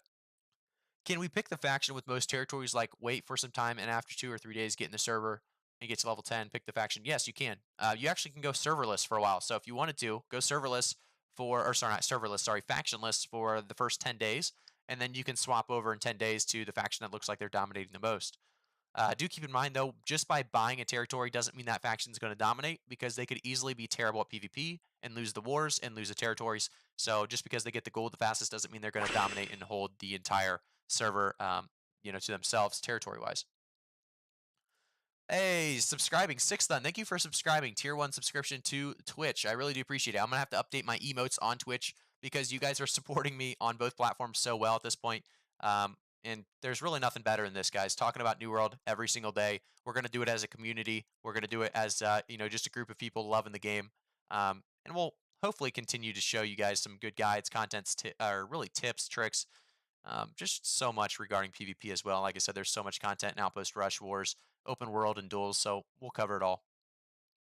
I do want to jump back into some of these comments, though. You guys are continuing to ask such great questions, and it's fun to talk about. No, you're sorry. You're good for asking, Rockers. You never be sorry for asking questions. Trying to decide between Fire Staff Rapier versus Bow and Spear, which one would you recommend? So that's a good question, because we have a lot of people asking about the bow spear combo and fire staff rapier. I think they're equally strong. Fire staff rapier going to be stronger probably from level 20 to 40. Bow and spear could be stronger though from about level 50 to 60 in duels specifically. They're both going to have a spot in open world, but if you're going to be looking for a stronger one in wars, you could actually go fire staff rapier and bow, or spear, bow, and fire staff. That's kind of what I'm going to be going. I'm actually going to be going every weapon you mentioned there besides the spear, because not because I don't like the spear. I think the spear is a good weapon, but for the most part, just because I think I'm going to be going bow and fire staff in wars, just because the massive amount of AoE that you can get from those two weapons. And remember that you don't have to stick to two weapons permanently. You can always swap up. That's the best thing about being classless. You can always change weapons up and move around into different weapons and continue to level up different weapons. I do plan on actually leveling every single weapon up to level 20, so it's definitely a cool thing to mention. Hey, Aaron, wow, thank you for following on Twitch. And a boring badger, thank you for following on Twitch. I do appreciate all of the follows, all of the subscriptions, all the really just support to the channel as well. We're on YouTube, we're on Twitch. If you guys don't know, we're on both platforms. So, like I said, follow on both. And I want to really reiterate how big this launch is going to be. I think we had over 1 million players. They said in closed beta. Um, I'm thinking we're easily going to hit over 1 million the first day. I'm curious on concurrent players though. I'm not sure exactly where we're going to hit there, but the long term of this game is going to be huge. I think we're going to see a lot of content creators kind of die off after maybe a couple weeks or a month or two. But for the most part, this game is going to be, in my opinion, thriving, thriving, thriving, because it does so much better in terms of PVE and PvP, kind of making it for both players. If you play Albion Online, PVE is not something a lot of people continue to stay there for. It's mostly PvP, and with this game, it seems like they're doing a great job, like I said, with both. Sorry for repeating the question. I haven't played bow in the betas, but it looks great for mobility. Is hitting targets with it as hard as it looks? Yes. If you watch my gameplay, I look probably awful with it sometimes. Then I look amazing with it sometimes. So you go on streaks, right? It's very, very hard to hit people that know you're using a bow, and if they're running at you, nothing's easier for them to just dodge every single bow shot. And it's one kind of tough thing is it takes a little while to actually get a heavy attack off with the bow. So you are going to want to take advantage of your abilities. If you're running an evade shot, that's a pretty easy one to hit. Penetrating shot's an easy one to hit. Poison shot's an easy one to hit because of how fast it reels back. And then also with the poison shot, you don't even need to hit them. You just need to hit the ground beside them. But for maximum damage, you do need to hit them. So keep that in mind as well. But bow is hard to hit, and that's what's so rewarding about the bow when you do hit your shots. And it does have kind of penetrating, and evade shot at least does have kind of a knockback, which is cool. And obviously mobility is definitely more there with the bow than it is musket. Do you think New World will coddle large groups or have ways for small groups to flourish in the game, or will they have to find a group and hope they accept them in the company? So what's this going to end up being most likely is certain factions will dominate different regions, or so not really regions but servers. So let's say my faction, if I go green or whatever I go, I don't know what we're going yet either. I don't think it's probably syndicate, probably green or yellow. If let's say my green faction dominates my server, what's going to end up happening is the yellow and purple are probably going to team up and try to take us down, putting their best players on it, and definitely running the PvP missions as a team. And you can always swap from one faction to another faction. I just think this game might end up turning into more of a two faction server per server. So it's going to be different colors per server probably. But in the end, if there's one dominant faction, there may end up being just two factions, right? The underdog and then the people that already have been owning the entire server for a while. So we'll see what happens there. I think they are going to have to combine though their or not servers, but combine their resources to really take out some of the more dominant factions. If I have trouble with bow, try musket. I found it. Yeah. So if you have trouble with the bow hitting shots, musket is definitely easier. It's more of like a hit scan automatic hit. If you are aiming at them, you can see how easy I'm hitting all my bleeds here. And this guy got melted with the rapier and the bow, or sorry, the rapier and the musket's bleed. Musket's bleed is just unbelievably strong. Hey, thank you, Lionheart, for following on Twitch. If you guys don't know, by the way, you can follow me on Twitch for free. You can subscribe to the channel on YouTube for free. And you can also, if you have Twitch Prime, subscribe to Twitch for free. So this is all free stuff you can do and really helps support the channel and myself. And I really do appreciate it. I do love talking to you guys. But, the support does continue to make this stream better and better every single day. I played with musket in betas and like it, but I try to play high skill cap weapons in these games. So musket maybe not the highest skill cap weapon, but you do have a ton of output on damage. So it may be one of the best ways to actually take life staff users out. Maybe flanking with a musket group and comboing power shots and bleeds onto their life staff users. I think there's going to be a bunch of different cool kind of aspects that people are trying to accomplish. That's the cool thing about attacking, right? You can try a bunch of different things because attacking, you're not losing anything if you lose, and attacking seems to be the harder way of war right now. Attacking is definitely harder than defending, it seems. So you're gonna have a lot of people trying a bunch of different things, and all you have to do is beat them once to take it over.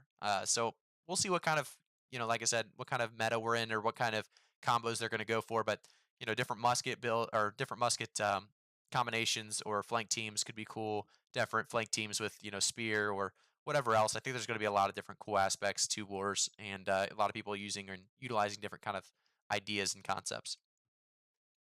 The mobility advantage between bow and musket is too big to ignore. Yeah, it is absolutely huge. Um, the one thing, like I said, with musket though, if you're playing musket in a war, you don't really have to worry about mobility because you're going to be in the back of your team, and for the most part, you're going to be on comms. You're going to be able to get help if you need it. But right there, you just saw the fire staff. The autos on fire staff are just insane. If you can hit consecutive, shots on your enemy there. But like I said, for the most part, bow and fire staff, or sorry, not bow and fire staff, bow and musket, in my opinion, are fairly even in terms of damage. It just comes to mobility versus easier to hit shots, I guess, with the musket. You really love Hatchet and Great Axe, but everyone and their sister plays. Yeah, well, unfortunately, when a weapon's fun to play or even strong to play, there are going to be a lot of users. So I'm starting to notice that rapier and fire staff. Once I made a couple videos on that, and I don't think it was just me, obviously, but a lot of people started playing this build, and I think it's just because how fun it is. And it looks like here I was trying to play a different ability there, Fire Staff Mastery 12. Nice. Just so excited. I think a lot of you guys are well, obviously excited for New World to come out. We often did ambush in the hills against PvP groups with like 5 muskets and hiding. They died before they realized it.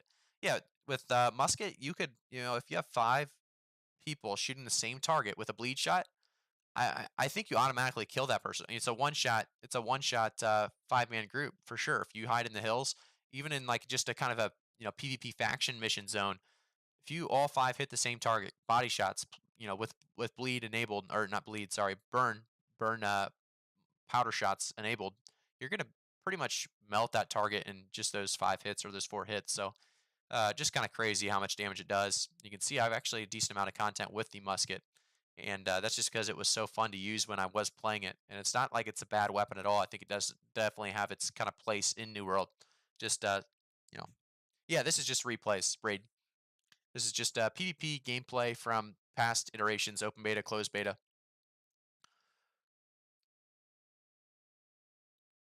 Looks like right here you're gonna have fire staff and rapier yet again, and like I said, I always go gray side on the rapier. I think the blood side could be used for certain situations. I always get in mobility issues. I need so much mobility because I get in these 1vx's, and mobility is key to get out of them and then kind of kite them through to victory. So that's what, a level 43 and a level, I'm not sure what the other guy is, but he actually is taking the blood route on his rapier, the level 43 in front of me that I'm trying to fight. Probably a little blurry for you guys because it's so much movement, but just a lot of different options when it comes to the builds. That's what's going to be the coolest part is people are going to utilize different kinds of builds, and if you're good with that build, it doesn't really matter if the weapon is a B tier or an S tier. You can outplay, and that's, like I said, one of the coolest parts.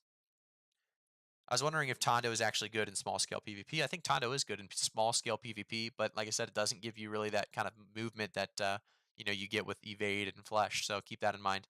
Evade is very very strong, not because of the movement though. It's strong because of the abilities that you can dodge.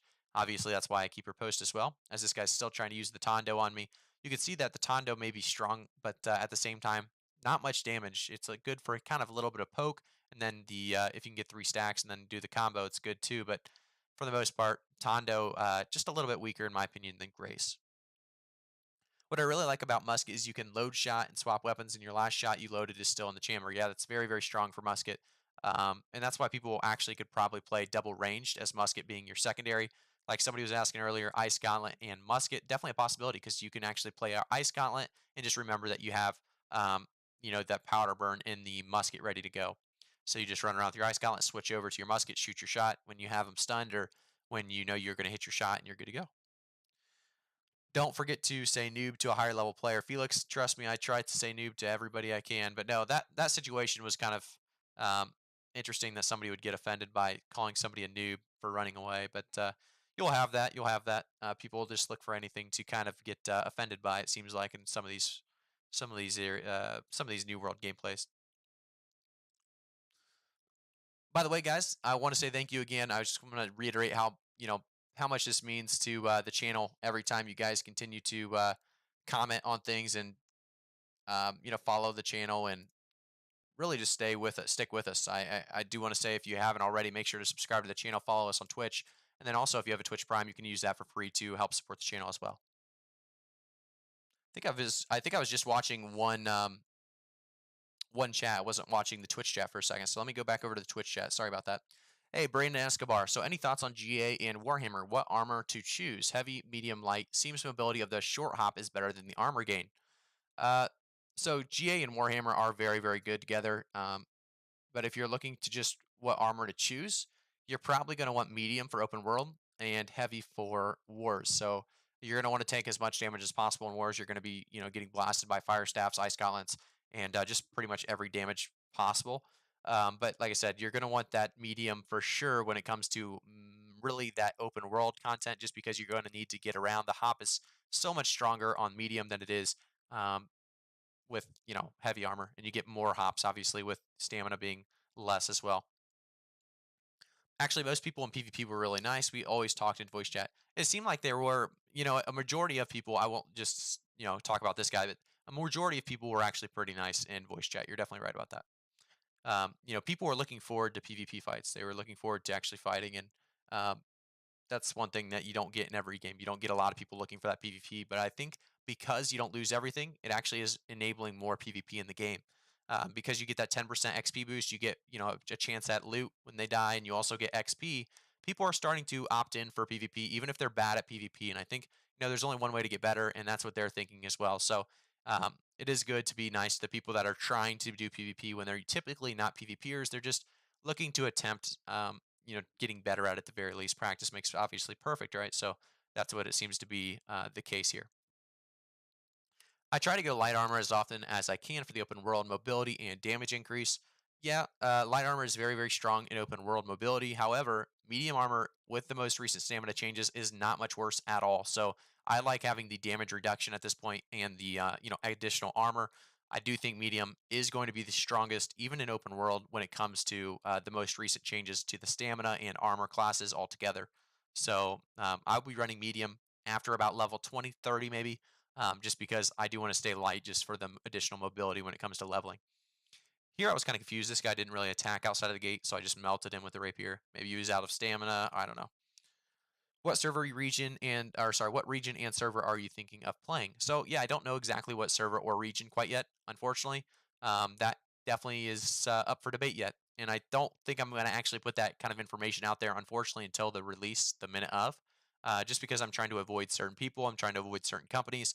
I do want a lot of competitive PvP, so that's something we're trying to put together as well, making sure that it's a fairly even server, right? We don't want to be the only one PvPing. So that's a majority of things we're thinking about, or my company's thinking about. I didn't do PvP in beta, but might do so. Yeah, PvP is fun. There's nothing to lose from it. Just go in knowing that you lose nothing from the death. It doesn't matter if you die. You're just trying to get better. You're trying to learn the mechanics. That's one thing you should be thinking about when you're going in.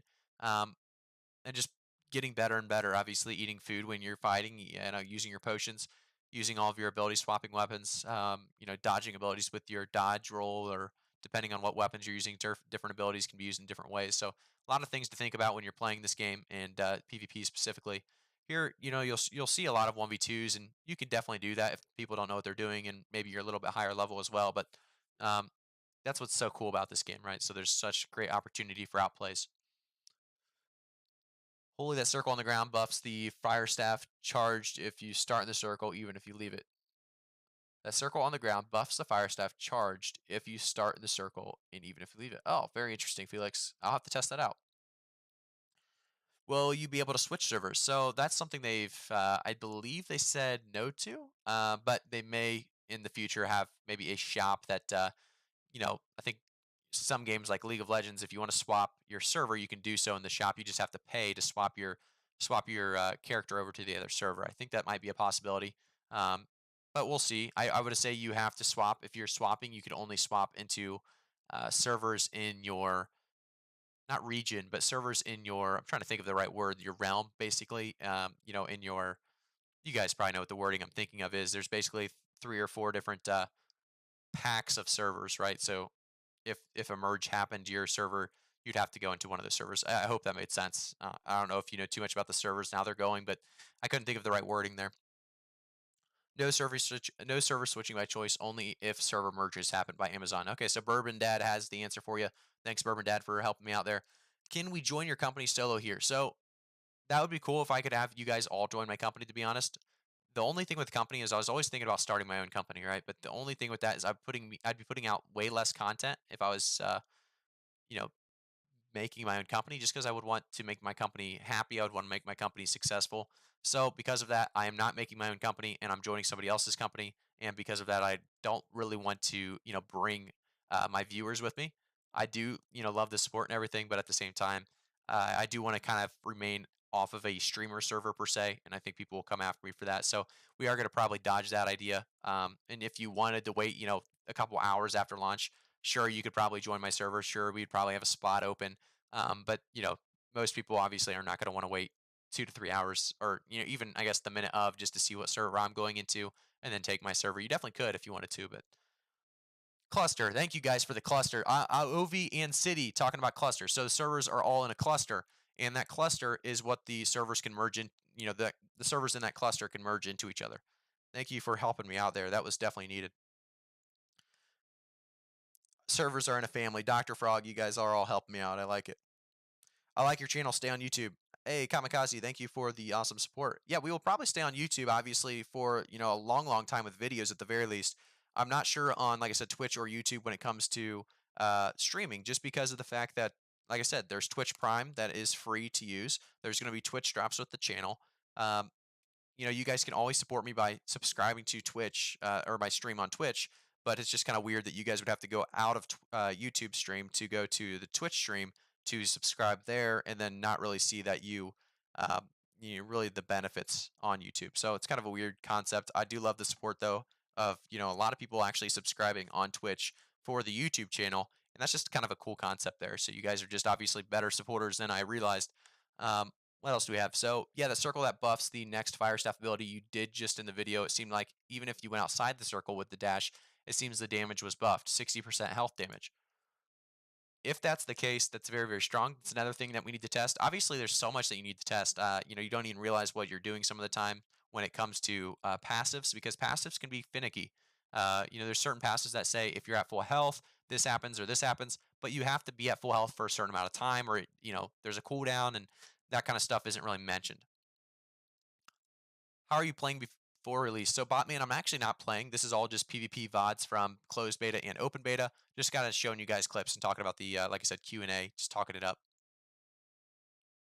Am I going to be Marauders? I think in the closed beta I was Syndicate, and the open beta I was Marauder, or sorry, open beta I was Covenant, and the actual release I probably will be Marauders or Covenant again, just because I think Syndicate has the most players, and I don't really want to be a part of the biggest faction. So we'll probably go Marauders at release. I'm not sure quite yet. You like YouTube more than Twitch personally? Yeah, I think there's a big mix, right? And I think, like I said, there's a huge advantage to Twitch just because of the Twitch drops, and the subscriptions on Twitch are just, free for some people, so they can support me a lot easier. But with YouTube, it is a little bit easier for you guys to see it all in one spot. So the videos, the streams, and everything. Am I in over my head to be buying this game when I'm a noob to MMO type games? Tommy, I would say absolutely not.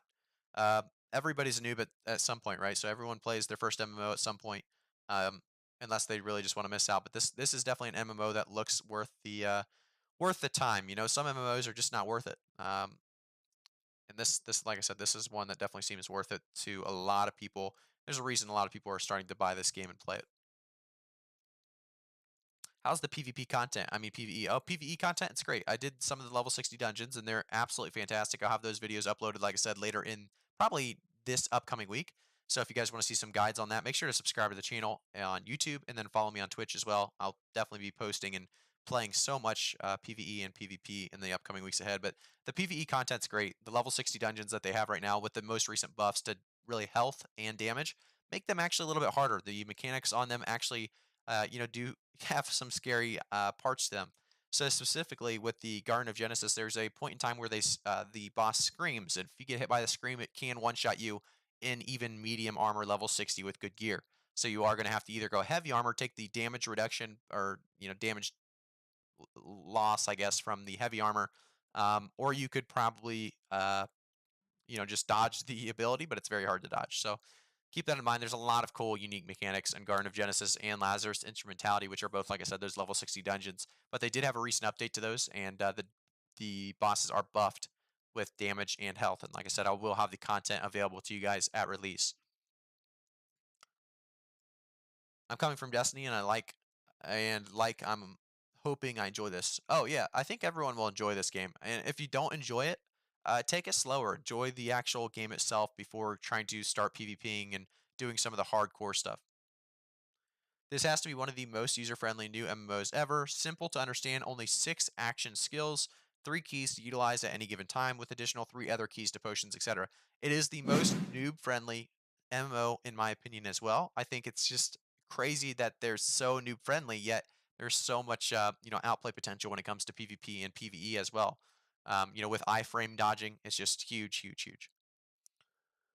For me, YouTube have better streaming quality, more fluid and steady. I think that's been the case as well. And for my current stream, by the way, what's better quality, YouTube or Twitch? Are you guys saying right now YouTube is more fluid and steady? But either way, like I said, check on my YouTube and Twitch and let me know which is the better quality. That'd be great. Hey, Tommy Tipper, thank you for subscribing to the YouTube channel. If you guys haven't already, I'm going to mention this again. Subscribe to the channel on YouTube, follow me on Twitch, and then also if you guys have a free Twitch Prime sub, you definitely can use so on the Twitch channel as well. It'll obviously help support the channel. So it's a good game for a noob to start with. Yeah, it's a great game for a noob to start with. There's a couple guides, obviously that'll help noobs as well. So I have a couple quick start leveling guides that will be coming out. Actually, I have some scheduled for tomorrow because it's going to be obviously right before release. So a lot of content coming to you guys starting in this next couple of days for sure. Andrew, I'm not currently playing. This is all VODs, pre-made content, PvP obviously featured here. This game will have the biggest amount of refugees from WoW, Destiny, Guild Wars 2, Final Fantasy, and others, even Genshin Impact players. Yeah, I think it's going to grab a lot of players, at least initially. Some people are going to stay long term. Some people are just here for the quick grind. A lot of people love that quick grind aspect of grinding a game a little bit and leaving it and going to the next game to grind. But in my opinion, I think a lot of people are actually going to stick with this one. So we'll see. Hitting the like helps too. Yes, demonic. Hitting the like definitely helps. We need to help these good content creators around. Yes, there's a lot of good content creators obviously on the in this space, and that's something that will definitely help me get a little bit more recognition. Is liking the video as well, liking the live stream. This is a previous vid in the background. Yep, I got you excited. Yeah, I wish I was playing the game right now for sure. Um, this is actually closed beta gameplay you're seeing right now because I didn't play the musket in open beta. I played the musket in open or I played the musket in closed beta. This looks like playing the rapier right now. This I must not have had the setting quite yet on this clip because you want the setting, and if you guys don't know, I do have a best settings video, but you want the setting where you can see both weapons abilities at the same time, so you know how long until the next cooldown. So here I'm playing muskets. This was early on in the closed beta when I didn't have that setting on, and you can see how much damage that musket does. And then the rapier, I just pretty much just stood in front of him and autoed him to death because he was already bleeding out. Just great, great content all around here on YouTube. There's a lot of great content creators for sure. Is there going to be a midnight release on Monday? So Redacted, if you want to check out when the game actually comes out, definitely um, go to YouTube, or sorry, not YouTube. Go to. I heard something, so that's why I talked. But let me go check this out. Hey, gifted subs! Thank you for the gifted subs. I do appreciate it. Znile, you gifted how many subs here? Holy cow! If you guys are on Twitch, Niall might have just gifted you a sub. One, two, three, four, 5 different gifted subs. Niall, I cannot thank you enough, man. That means a lot. I love, being a content creator, but obviously getting that kind of support makes it even more fun. So, like I said, Niall, thank you, thank you, thank you. Is there going to be a midnight release though? No, if you go to their Twitter, New World's Twitter, you'll actually be able to see you'll be able to see when your region is going to be unlocked basically for release. So definitely check out their Twitter account. And Niall, thank you. I got to say that again. Thank you for the awesome, like I said, 5 Twitch subs or gifted subs. I really do appreciate that. Hopefully, you stick around and we continue to bring you good content. My first MMO from the start, so I'm sticking. Okay.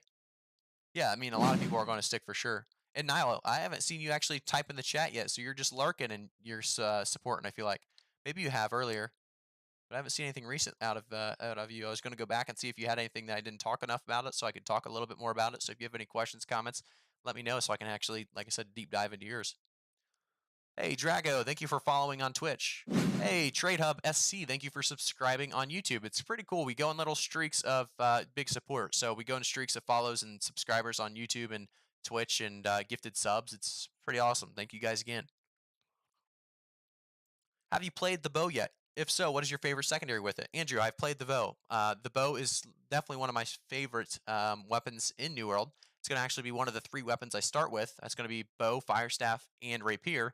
I'm going to be switching between all three of those. Bow, I like to go evade shot, penetrating shot, and poison shot. Those are going to be the three different abilities that I'm going to be continuing to use most likely through a lot of the open world and really PvP content in general, and maybe switching to Rain of Arrows. I'm not sure what I would switch out, but maybe switching to Rain of Arrows when it comes down to the wars, just so I can get some more AOE dots on them. Hey, more follows. Mental Funeral, thank you for following. Little Mary, thank you for following on Twitch. I do appreciate it, guys. You guys are giving, like I said, great support all over the place. Which server I'll be joining at launch? Yeah, so Vinny said it. I'm not actually going to be telling you guys. Um, I won't be like I said, I won't be really telling you guys what server quite yet until launch, until probably the minute of, just because I'm trying to avoid certain companies, I'm trying to avoid certain conflicts. I want to really be in a very, very mixed competitive server when it comes to PvP and faction control. So that's why I'm kind of waiting till last second so that doesn't blow over. Hey, Sheever, thank you for following on Twitter. Or sorry, not Twitter, but Twitch. If you guys want to follow me on Twitter, by the way, that's also in the description of today's YouTube video. So you guys can follow me there. Oh, Josh, you're Niall. Okay, hey Josh, I definitely remember you talking in here. Awesome. You've definitely been around in the last couple of streams, so I do appreciate that. People always talking about gold in this game, but for what is gold needed when all territories are already taken? Only for buying gear, or so that's one thing I've been thinking about as well. Obviously, you're going to need it for houses, right? So you're going to have property tax, house taxes, and all of the such. But the big thing with gold is, there's always going to be reasons. They're never going to make gold useless. So having a ton of it stacked up is definitely going to be needed. And if you're going to want to upgrade your town at all, repair things, you're going to need gold. You're going to need gold all around when it comes to, like I said, crafting, refining, um, pretty much all, like I said, all around you're going to need gold. Maybe not as much as you get for holding a Windsword or Everfall in the first week or two of gameplay, but like I said, do keep in mind that people are going to spread out. You're going to see people going to not Monarch's Bluffs, but you're going to see people going to Abbott Scale Reach. You're going to see people going to Reekwater. You're going to be able to see people going to Morningdale. Once they spread out level 45 to 60, you're going to have a lot less gold in those Windsword and Everfall settlements. So it is going to be hard to come by gold, a little bit harder at the very least.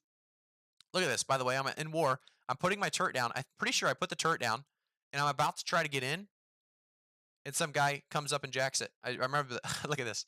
So I remember this specifically. Was not happy about that. I think this was my first war or maybe my second war, but it was a closed beta, and I was still very, very, still kind of learning the concept of the turrets. I wanted to test it out, and this guy takes it from me, so I was not happy, like I said, with that one. Good job, Graphic. Got to bounce. See y'all later. Hey, Venom, thank you for tuning in. See you later, man. But yeah, like I said, three houses cost a lot of gold to upkeep. If you have three different houses, it continues to actually um, cost more and more. So keep that in mind when you're running three houses, and you want three houses for those recalls for just efficient, really traveling. But you can buy materials from the market with gold to level your crafting skills. So there's a lot of reasons to actually hold gold. I didn't really go into enough detail there. Thank you guys in the comments for helping me out there. And we had a couple more follows. Thank you, Minion Farm, for following on Twitter. Or sorry, not Twitter, but Twitch. I really appreciate it, guys. You guys are continuing to show, like I said, awesome support. We've been up over above 100 viewers or whatever for quite some time now. So if you guys aren't following me on Twitch, make sure to follow me on Twitch. If you're not following me on Twitter, or not Twitter, I keep saying Twitter, but YouTube, make sure to subscribe to me on YouTube. Both free to do. And then also, if you guys have Twitch Prime, take advantage of it on my Twitch account. I really do appreciate it. Elden Ring, turn down the shadows, run medium graphics. I'm not sure exactly what you're saying, Kamikaze. Do you think Ice Gauntlet Rapier or Fire Staff Rapier is better? Well, I like Fire Staff Rapier, but Ice Gauntlet Rapier is just as good, if not better. It's very, very hard to say because I have not had as much gameplay on the Ice Gauntlet Rapier at level 20 on both, but I think right now they're both very, very equal in PvP when it comes to duels at the very least. If you're talking about more useful in maybe PvP open world, I think Ice Gauntlet may have the victory there just because of the massive amount of CC that you get with the Ice Gauntlet. And I think that's going to be more utilized in wars and more utilized in some of those open world fights when you're trying to run away or trying to kite or you're trying to catch them. So CC is going to be a very, very big deal. It says media offline. Okay, it was just part of the war video there. I'm gonna skip past this war video because you guys have all seen war probably quite a bit. I'm gonna go back to the beginning of that open world content because a lot of you guys, like I said, have seen war probably many times. Hey, Tanthalis, thank you for following on Twitch. I appreciate it. Let me hop this back, guys, and then we'll jump right back into. If I could hop us back, I think I can. But just back. Okay, here we go. Here's our playlist. Hop us back to the beginning where some of the cool content is pretty much in the beginning of this playlist. I like some of the beginning fights in the open world where you look at, I mean, you see how many syndicate we have here just running into this fort. And we're all not even on the same company, alliance, or whatever. We're just running in because there's conflict over here, and we love to see that. And it looks like we're playing against Covenant and mostly here. Hey, Aces, thank you for following on Twitch. I appreciate it. You guys are, like I said, showing support on all fronts today on Twitch, on Twitter, or not Twitter. I keep maybe it's on Twitter too. Maybe you guys are following me on Twitter, and maybe that's why I'm saying it. But for the most part, like I said, Twitch and YouTube, you guys are showing awesome support. I really appreciate it. Can you Twitch chat too, Graphic? Um, oh yeah, I can see Twitch chat too. Yep, Josh, I can, I believe. Well, hold up. I think this is chat for both. Let me see here. This says it's a multi-chat. Try it out. Go to Twitch and talk real quick and see if I can see it, Josh, if you would. I should be able to see both chats. Maybe I've been ignoring the Twitch chat this whole time. That'd be very, very sad. But oh, here's the multi-stream. Oh wow, I've been missing out over here, guys. There's a multi-stream right here, and I thought I had the open link, but maybe I did not this whole time. Let me hop into this. Here we go. I can see the Twitch. Okay, I can see Twitch chat. Yes, I can.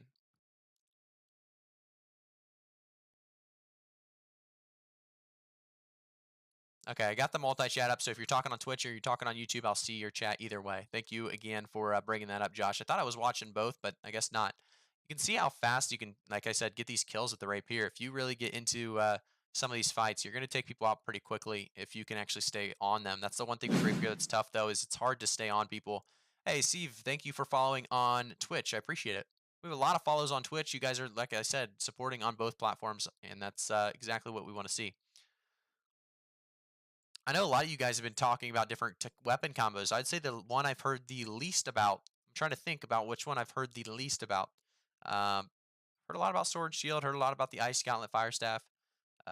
When it comes to the least, I want to say maybe Great Axe or Warhammer, but I've heard a decent amount of those as well. It's very, very mixed, which I love to see.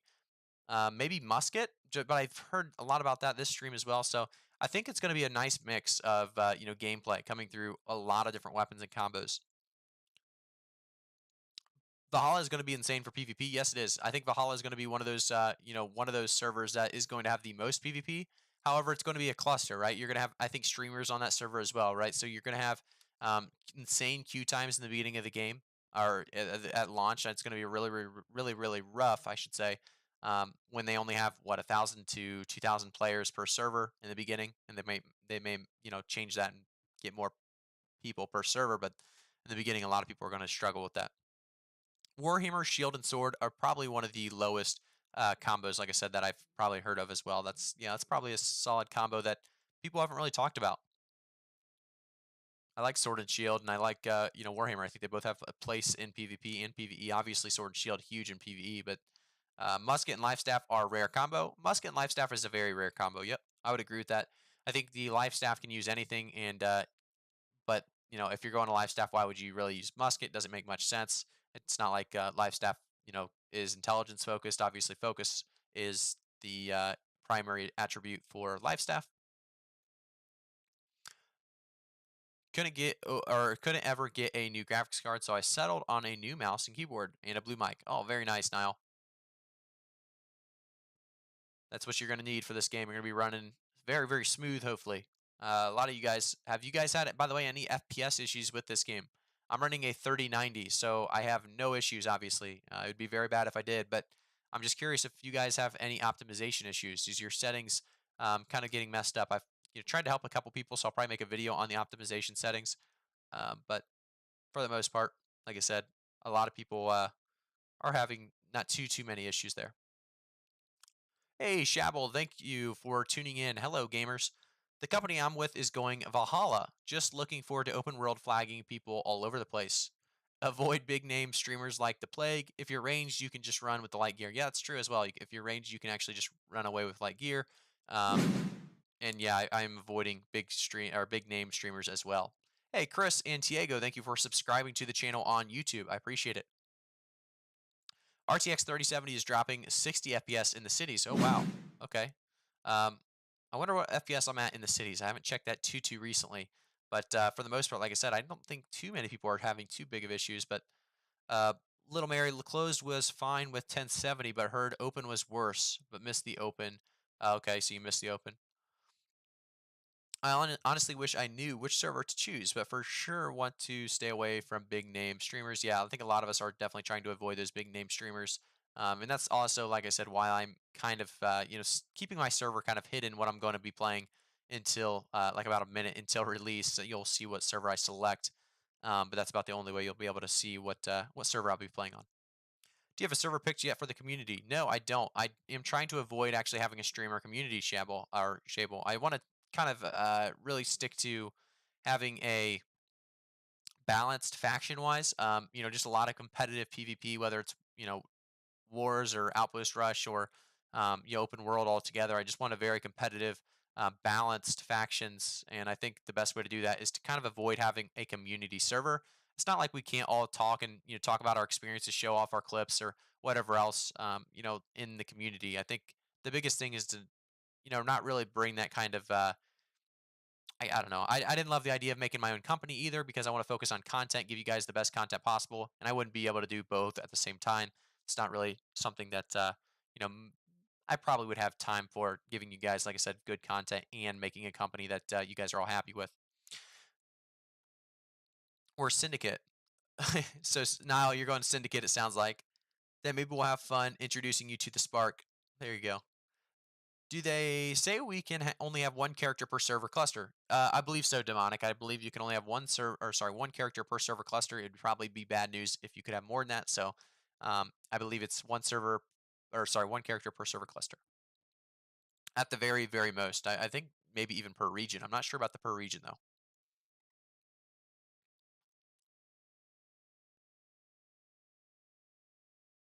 I will say it again, guys. If you guys have not already, make sure to like the video, subscribe to the channel, and turn notifications on if you're on YouTube. If you're on Twitch, make sure to follow me on Twitch. And if you have Twitch Prime, you can definitely use it here on the channel. Uh, it's just a free way to support the channel if you're not going to use it somewhere else. If you use it somewhere else, that's perfectly fine. Just giving everyone the option and understanding that you can do so.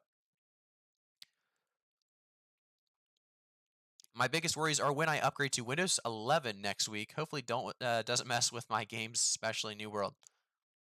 Oh, no problem, Demonic.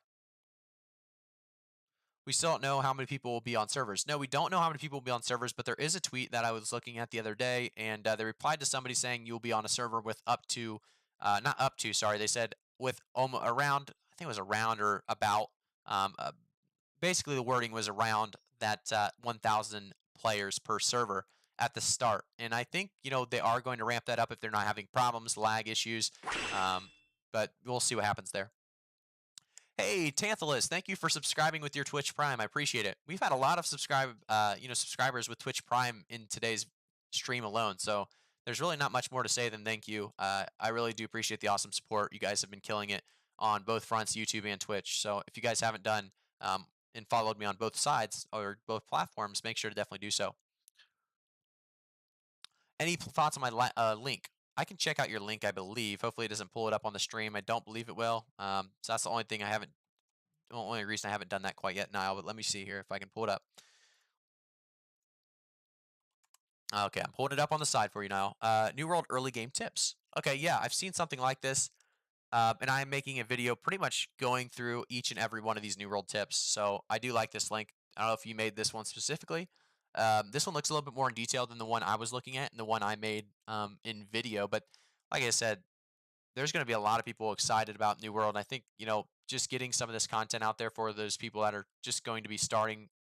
We've had a couple people tune in and actually say this is going to be their first MMO. I think it's going to bring a lot of new people to this kind of genre. We haven't seen that in a while. If you notice, a lot of the players in this game are probably 20 plus. You're not going to see much teenagers jumping into an MMO. They're still on playing not to be mean. They're still playing Fortnite. They're still playing Black Ops, or I guess what's the new Call of Duty? I don't even know what the new Call of Duty is. Warzone.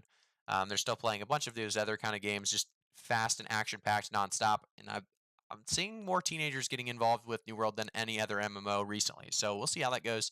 It's definitely good for the community to get just a bigger population. Obviously, not the age. The age doesn't matter, but just the larger population is definitely a good thing. It's just a new world graphic. Yeah, it's dialed. That was pretty sweet, actually. I heard that each server will hold up to 2,500 players. Yeah, I've heard that they will go up to 3,000 ish as well. But 1,000 is a big problem for big communities. Some of them consist of 2,000 members. Yeah, it's definitely a problem. That's why I was confused by the tweet reply. That I don't know how old that tweet reply is. I wonder if I could link it to you guys so you guys can take a look. Let me see if I can find it here, so you guys can take a look. Like I said, I think this is. I don't know how recent it was. Let me get the actual exact response so I can at least just tell you guys what the response was. If I can find it, I'm not gonna look too long, but if I find it very quickly, we'll definitely look into it. While we're doing so, if you guys haven't already, like I said, make sure to like the video, subscribe to the channel, and if you are on Twitch, follow me on Twitter, or sorry, follow me on Twitch. Then, if you're on YouTube, subscribe to the channel. Like I said, like the video. So here it is. Wait, no, this isn't it. Oh yeah, server population. So let's see if this pops up on your guys' screen. Let me make sure this is coming up to you guys. Yeah, so you guys can see this. Server population on launch might be similar to closed beta at around 1,000 players. So this is a response from Play New World. You'll be adventuring alongside over 1,000 other players in Eternum, looking forward to following your conquest. So some of the comments were talking about how 1,000 is extremely low. It's probably what they'll start off with and gradually increase the cap based on the server. Stability every 20 minutes, probably be around 3 to 4K, which is reasonable. If they get to 3 to 4K, that's beyond reasonable. I'll be very happy with that. But yeah, like we said, 1K is too small for sure. Like I said, let me know if you guys agree with that. Hey, let's see. Oh, okay. Yep, that's for sure. I'm almost 58, but still love MMORPGs. I played in a top WoW guild back in vanilla. Yeah, no, I think we have a lot of the older community here with New World, and I think there's obvious reasons as to why. We've been playing games like WoW for quite some time. And I think we're, like I said, we're going to be introducing a lot of new players to MMOs with this new launch. We haven't had a good MMO release in quite some time, so it'll be interesting to see how many new people jump on board. The big thing is that this game really has that MMORPG vibe in it. Like you can play alone, but you will make tons of friends there. Yeah, you will make tons of friends. That is a good kind of point there. You are going to make tons of friends very quickly in this game. Your faction, in a way, is already your friends, right? If you talk in the faction chat, you need help with something, you need to do something, they're usually going to help you, and that's kind of cool. In my opinion, kind of cool about the faction. In most games, you don't start with a faction. You don't really start with a team. In this game, level 9, level 10, if you are a normal player and you pick a faction, you're going to instantly have people to talk to. You're going to instantly have basically a team that can help you out with things. And I think that's kind of a cool idea and concept. You're going to have people to run with instantly, and then from there you can pick your company out of the companies available in that faction. Valhalla is going to be a big PvP server. Yes, Sherbs is definitely going to be a big PvP server. I won't be running into Valhalla. Maybe later on I'll make an account or something on Valhalla, but probably going to avoid that server cluster altogether just because I'm not for the streamer server. I think there's going to be insane queues, maybe server instability, just a lot of problems with even what Valhalla is probably going to end up being. It's going to be the place to be if you're looking for just constant huge fights in PvP. Yes, I agree with that, but at the same time, I'm just looking for a more balanced server with factions from every side having a chance to really kind of obtain each territory. Hopefully, we dominate, but obviously, you want that competition. You want a lot of PvP players out there, trying to gain control or access. I think that's exactly why I'm trying to hide, like I said, what server we're playing until release. Feel free to save it, anyone, if you want. Oh, let's see. Oh, okay, okay, yeah. And here you can see this is the clip that we've talked about a couple times now. I'm killing a level 60. He gets a healer to come save him. Level 47. He wouldn't just fight. So I do get mad and I end up calling him a noob. He didn't like that. He commented on the video saying I was being mean or something. I was just kind of trolling, just kind of having fun. When you're playing PvP, I would assume that noob wouldn't be a too big of an insult, but obviously some people take things harder than others, I guess. So just kind of interesting to kind of tell you guys about that kind of a little story there. Hey, Lazy, thank you for subscribing to the YouTube channel. I do appreciate it. You guys are, like I said, doing amazing supporting me on both YouTube and Twitch today. If you guys didn't know, you can jump into the description of today's video and you'll actually be able to see my Twitch link. And that Twitch link is going to be a place you can actually follow me there as well. Then also use your Twitch Prime sub if you have one and you have nowhere else to use it. Use it on me to support me if you would like to. But yeah, this is I think right here is when I call him a noob. And like I said, he didn't like that. I wonder if I could go back to the video and look at that and see how many if anyone else commented on that one. But I thought that was kind of funny that he would actually come up and find the video, comment on it, and get upset about it. But either way, hey Gracula, thank you for following on Twitch. I appreciate it. How long will the repost rapier ability be viable in your opinion? Well, I think it's going to be viable for forever. And that actually might even be this clip. I don't think it's this clip probably, but there's a clip that you'll see. I repost 5 people at once, and it's such a big game changer if you can do that. And all it takes is one bad player on the other team to hit your repost, and you'll hit all 5 if they're in the range. So it's very very strong. I think repost is going to be an option that a lot of people take for quite some time.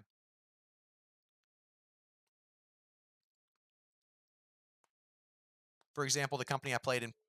Oh, let's read your other one. Valhalla is going to be pretty well balanced because companies have switched factions and balanced it out a lot more, but not a lot of streamers on Valhalla. Some bailed on it because of that reason. Okay. For example, the company I played was played in Syndicate, but switched to Covenant to balance things out even more. That is interesting, Anthorage. I just want lots of open world flag PvP, and I know Valhalla will have it. You're definitely right; it definitely will. The one thing I want is more, 1 to 2 v2s, 3v3s. I don't want to have Zerg versus Zerg every single time, right? Like I like Zerg versus Zerg, but is that all you want? Not really. So I think, well, me personally, obviously some people might, but if you're running like a hammer or a great axe, you might love it every single time. But um, this is what I love. I'm playing on closed beta here, and I just find a level 38 farming, or what was it, 42? I think he's all 42, and I'm 47. So it was a good fight, and it was just a 1v1 you find out in the open. I don't think you'll find much of this Valhalla. I think you're going to have constant fights with PvP in the beginning of the game, obviously, as the population kind of comes down a little bit based off release hype being down. You'll have a little bit more of a chance for 1v1s and 2v2s, but for the most part, I think you're going to have a lot of PvP constantly, which, I love constant PvP, but just not like 50v50 all the time. And, I also think we're doing a pretty good job, our company as well, making sure you're still going to get a lot of PvP. You're going to a server that's still going to be solid. But yeah, I think, yeah, we'll see how that works out. Don't like Zerg versus Zerg either. Yeah, it's fun occasionally, right? But that's what you have war for. That's what you kind of have Outpost Rush. Outpost Rush is not Zerg versus Zerg, really. It's only 20v20, and usually you'll split off into smaller fights, but that's what you have that content for. Rapier Fire Staff versus Ice Gauntlet Rapier. Hey, AZLOL, thank you for following on Twitch. I appreciate it. Yeah, so I think Fire Staff and Rapier is very, very strong. Ice Gauntlet and Rapier, very, very strong. I've talked about this before. I just think that, it depends what you're doing, but Fire Staff and Rapier is actually probably a little weaker. I'm not going to say much weaker because there is mobility on the Fire Staff, but the difference is, Ice Gauntlet has a ton of CC and defensive stats as well. So it's not like you have mobility, but you do have the ice block. You have a bunch of different options there as well. So here you can see actually I go up against a Fire Staff and Ice Gauntlet user and see how this actually goes down. So this guy is actually messing me up in the beginning, hitting all of his autos with the Fire Staff. He's just doing light autos. I was doing heavy, which is a mistake. But you can see how he gets me in this Ice Storm. I'm instantly taking a ton of damage, getting slowed, and he's using it to kite me. Very, very well played by him. He does mess up later on in this fight, but like I said, it's a very, very strong ability. He does have the ice, what do you call that? The ice The ability that does the ice on the ground, I'm not even sure what it's called because I've just never used it. It's not very good in my opinion. But that if he didn't have that ability, switched it out for like an ice shower or ice tome, he's going to be much stronger. But like I said, ice gauntlet's very strong. You can just see some of the damage it does right there. As I had like 1,000 health getting out of that fight. Pylon. I don't think Pylon's very good. I don't like Pylon too much. Valhalla will have big streamer guilds that own everything and zerg you down. Hey, thank you for following, Coffee. I appreciate it. Thank you for following on Twitch. Um, let's see here. Yeah. What am I going for? I'm going to have a video, by the way, about this in the upcoming days ahead. I'm not sure what time I have it scheduled for, but I went over my complete build. So I went over my rapier build that I'm going to be going, obviously, mostly Grace and what passes I'll be taking on the rapier. And then I go over my fire staff build. And then I go over my bow build. Those are going to be the 3 weapons I start with. Once those all hit level 20, I'll probably be switching over to something a little bit different. Hey, thank you, AZLOL, for subscribing with Twitch Prime. I appreciate it. You guys are just absolutely killing it with the support today. I'm not kidding. We probably have about 10 Twitch Prime subs in this stream alone, and this is, I believe, our first Twitch stream ever. So you guys are absolutely, like I said, destroying it with the support today. I really appreciate it. Hey, the Nixo, thank you for subscribing with Twitch Prime. The same thing goes to you. I do appreciate the awesome support. You guys don't have to be using it on me, and you guys definitely are, making this really channel even better when you do that because the amount of time I'll be able to spend, uh, it kind of justifies it a little bit more. It's just so nice to see this kind of support. Emergency Gaming, thank you for following on Twitch. I appreciate it. But like I said, I'll have the build for all 3 of those weapons, rapier, bow, and fire staff, on my channel in a matter of time, going over every single ability I'll be taking. Jackson, thank you for following. We're getting a ton of follows. I appreciate it on Twitch. You guys are awesome. But here we're going to be going the rapier fire staff. You're going to be able to see some of that damage going out. Um, let's see here. If we go through and take a look, I actually have this up. Let me turn this performance mode. Okay. So let's see some of these comments. Isn't a big streamer good? Okay. So how long does it take to get to 60? Taking to get to 60, it doesn't actually take too long to get to 60. I was kind of hoping that would take longer. I've talked about some of the things I want in New World.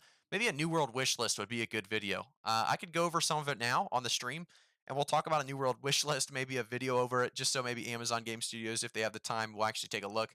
And you guys let me know on this, on the stream, if you guys agree with some of the things that I want New World to have in the future. If you guys don't like certain things, definitely let me know. I want to hear what you guys think or why things shouldn't be added. Hey, Adgats, thank you for following. So I'm going to probably go through, like I said, this New World wish list. Like I said, let me know what you guys think should be added, what shouldn't be added. First thing I'm going to cover is Anthorage actually talked about it, I believe. Let's see if Anthorage actually covered it. So yeah, 20 on every weapon is the max on weapon mastery. That is insanely low. You hit 20 mastery after being about level 20, 25, 30 maybe, if you don't have PvP enabled. If you have PvP enabled and you're getting PvP kills, you're going to have that level 20 mastery way too quick. I like the idea of having all my abilities. However, I think as I get a little throat throat tickle there, I think you should actually be able to level up your weapon mastery up to about 50. And then from 20 to 50, all you're really getting is a very small amount of bonus damage. Not much, not too crazy to where you have to grind for it. But there's nothing worse than, having a level 20 rapier and I'm playing with it, using it, and then I'm just thinking of all the XP I'm wasting, right? Because there's no reason to continue to use the rapier. I might as well switch to the next weapon. I like the idea of progress that is able to be looked at and monitored. I kind of like the idea of just continuous progress there. I like level 60 being the max level. I don't think that's a problem at all. However, I would like level 60 to take a little bit longer. It's a little bit too late at this point, so I'm not going to add that to my actual wish list. But, weapon mastery, probably a little late for that as well, considering launch coming. Wish list probably would have been good to have a little earlier in the open beta or closed beta. But like I said, I do think weapon mastery should go up to about level 50. I guess they could add that, and I think it should just take a little bit more time from 20 to 50. And like I said, all that happens is a little bit more damage. I just think using a weapon that you already have maxed just doesn't feel right. It doesn't feel great because you should be leveling something else up if you're thinking of efficiency. So that's just my thoughts. Let me see what you guys think about that. Yeah, you like specialization like in Albion. Yeah, you think that'd be sweet. Okay, so you guys like that as well. PvP arenas and tournaments, another thing great to mention there, Kamikaze. I think PvP arenas and tournaments are definitely something they're already thinking about doing. Arenas we've heard about. So I'm not going to add that to the wish list just because we already have that coming. And I think they're doing a great job other than that with PvP. And, tournaments would be cool though. I think tournaments would be kind of cool. I don't know how you would have a tournament in just each and every server, I guess. And then, yeah, I'm curious on how that'll work. But I think, New World Mastery on weapons is a little bit too quick. 20 is just too fast. And like I said, your efficiency is just gone at some point. So I want to go into the next one, though. So the next thing I really want them to work on is for us PvP players. So PvE does have a lot, and I think there needs to be some kind of progress and updates to PvP because there needs to be a little bit more at level 60. You do have the dungeons, you have the PvE arenas, you have crafting, gathering, but I do want there to be a little bit more for PvE. I'm not going to go into that quite yet. I think the big thing to keep in mind is PvP kind of kill history or PvP stats, right? You want PvP stats. You want to be able to see if you guys have ever played Albion Online, you're able to look back into your I'm not sure what it's called. Is it called combat log or something? You're able to look back and see a couple different statistics. So you're going to be able to see who you killed, who killed you. But the things I would like to see are, your KD, overall KD. You want to see your kill death against that player you just killed. What weapon or loot, or sorry, not weapon, but what loot you just got from that kill. What you killed them with, what you died to, like what kind of weapon. Obviously, who you died to. Like I said, a KD against that person. Um, you could also have what XP you got from that person, how many faction tokens, just like an easy combat log that kind of gives you that information on what kind of what you get from that PvP kill. You want to look back and be able to see what you get. Obviously, your inventory can get full. Sometimes you don't even know what you got. You pick stuff up. If you kill 5 people, you're gonna get 3 or 4 items possibly. You go pick the loot up. You don't even know who what got you what level, what level they were. Just a bunch of stats basically on the PvP side of things. When it comes to PvE, kill males. Yeah, kill males. That's exactly right. When it comes to the PvE side of things, uh, you could do a lot more PvE wise. I think they have a pretty great PvE concept already, but there just needs to be a little bit more content. I think they're going to come out with that. They've already talked about, different things, different zones are already, on the leaks. We've talked about different weapons coming. They're doing a great job. I don't think they need to go too fast on the weapons. I think, we have a solid amount of weapons right now, and they're going very, very well with the idea of bringing out Void Gauntlet and Dual Daggers. Those are cool weapons to bring. The Blunderbuss is a cool weapon. The idea of maybe a support that isn't just healing. So a support weapon that's not just healing, maybe buffs, debuffs, maybe an anti-heal support or something that makes that support usable over a life staff. I think there's a lot of cool things that they could do. Like I said, I'm not going to go too deep into the wish list just because I want to make a whole video maybe on it. But I would love to see definitely the weapon master at the very least go to 50, maybe a PvP combat log as well. Have they mentioned anything about API functionality? I would love to see API functionality. Obviously, I haven't seen anything about it. Maybe they have though. Yes, Earl, but the vast majority will only level via quest and doing it solo. Main quest gave more XP than PvP. PvP gives more weapon XP specifically. Yeah, it's definitely true. PvP is the way to get weapon XP very, very quickly, but it doesn't give you much character XP, which everything else gives you character XP, so that's not a big deal or a big deal. Can you hit final talent on more than one weapon? Um, the final talent on more than one weapon. I'm not sure exactly what you mean there, Vinny. You can definitely hit more than one weapon to mastery level 20 and get their ultimate ability if that's what you're talking about. Yes. Another wish list: official iOS and Android apps with builds, weapon tiers, info, recipes, etc., etc. Just grab my phone while playing and see some useful info. That'd be cool. Definitely would be cool. Hopefully, I can bring you guys some more of that kind of idea. I think New World Database. There's a lot of those kind of websites that could bring that kind of thing, and then they could just integrate content creators stuff with their permission. Just a lot of cool ideas that um, that's really possible with this game, and I think there's just so much excitement surrounding it that stuff's going to happen. That stuff's going to come with the amount of players that are joining this game. Weapon XP, yep, weapon XP. I'll say it again. If you guys have not already, make sure to like the video, subscribe to the channel, and turn notifications on. If you guys haven't as well, we are streaming on Twitch and YouTube, so you can actually, like I said, jump between platforms. Follow me on both channels because I'm not sure what we're going to mainstream on yet, and I won't be able to stream on both when it comes down to the actual game, most likely. So I would love to see kind of the viewer difference, kind of the support difference on both of them. With all the Twitch primes we've gotten today, it does look like Twitch is a fairly solid idea. But we did get a super chat as well on YouTube, so we'll see. We'll continue to try to test on both platforms most likely, and just see what happens. But you guys, like I said, are awesome supporters. I think the coolest thing about New World is just the idea of the amount of different kind of players and unique players we can see. We could see a 13-year-old playing this game, and we could see a 58-year-old like we had earlier in the chat playing the game. And we could have different players playing all the way around from just live staff builds, supports only, going full heals, or you could have somebody going a hybrid life staff build where you could have a hybrid great axe or something crazy. There's just so much, like I said, endless opportunities, possibilities with this game, and I think that's something that a lot of people love. Hey, Cytech, thank you for following on Twitch. I appreciate it.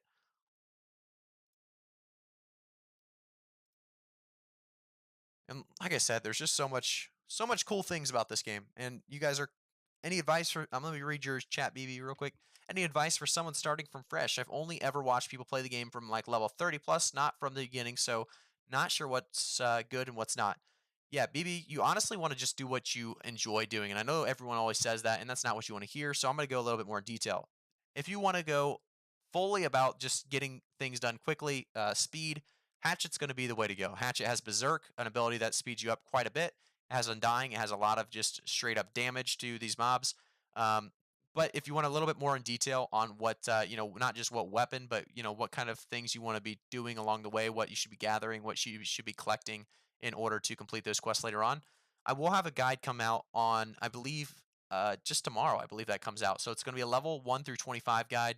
And I also have a fastest leveling guide that I'll be making. So that's all coming here in the next couple of days or next day before release. So you'll be able to see that before release. So if you have not already, make sure to subscribe to the channel, turn notifications on, and like the video so that you can actually get that notification, like I said, when it does come out.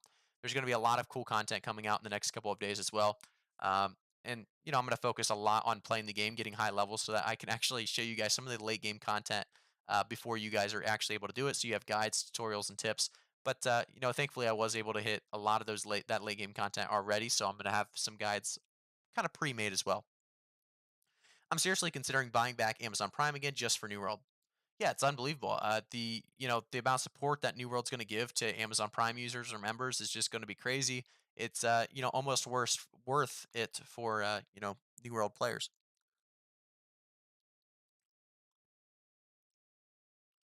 We are looking at, just like I said, a ton of rapier content because that's probably the weapon I love the most at the moment. And I've kind of switched between the bow and the musket and the fire staff in some of these clips, but there's so much.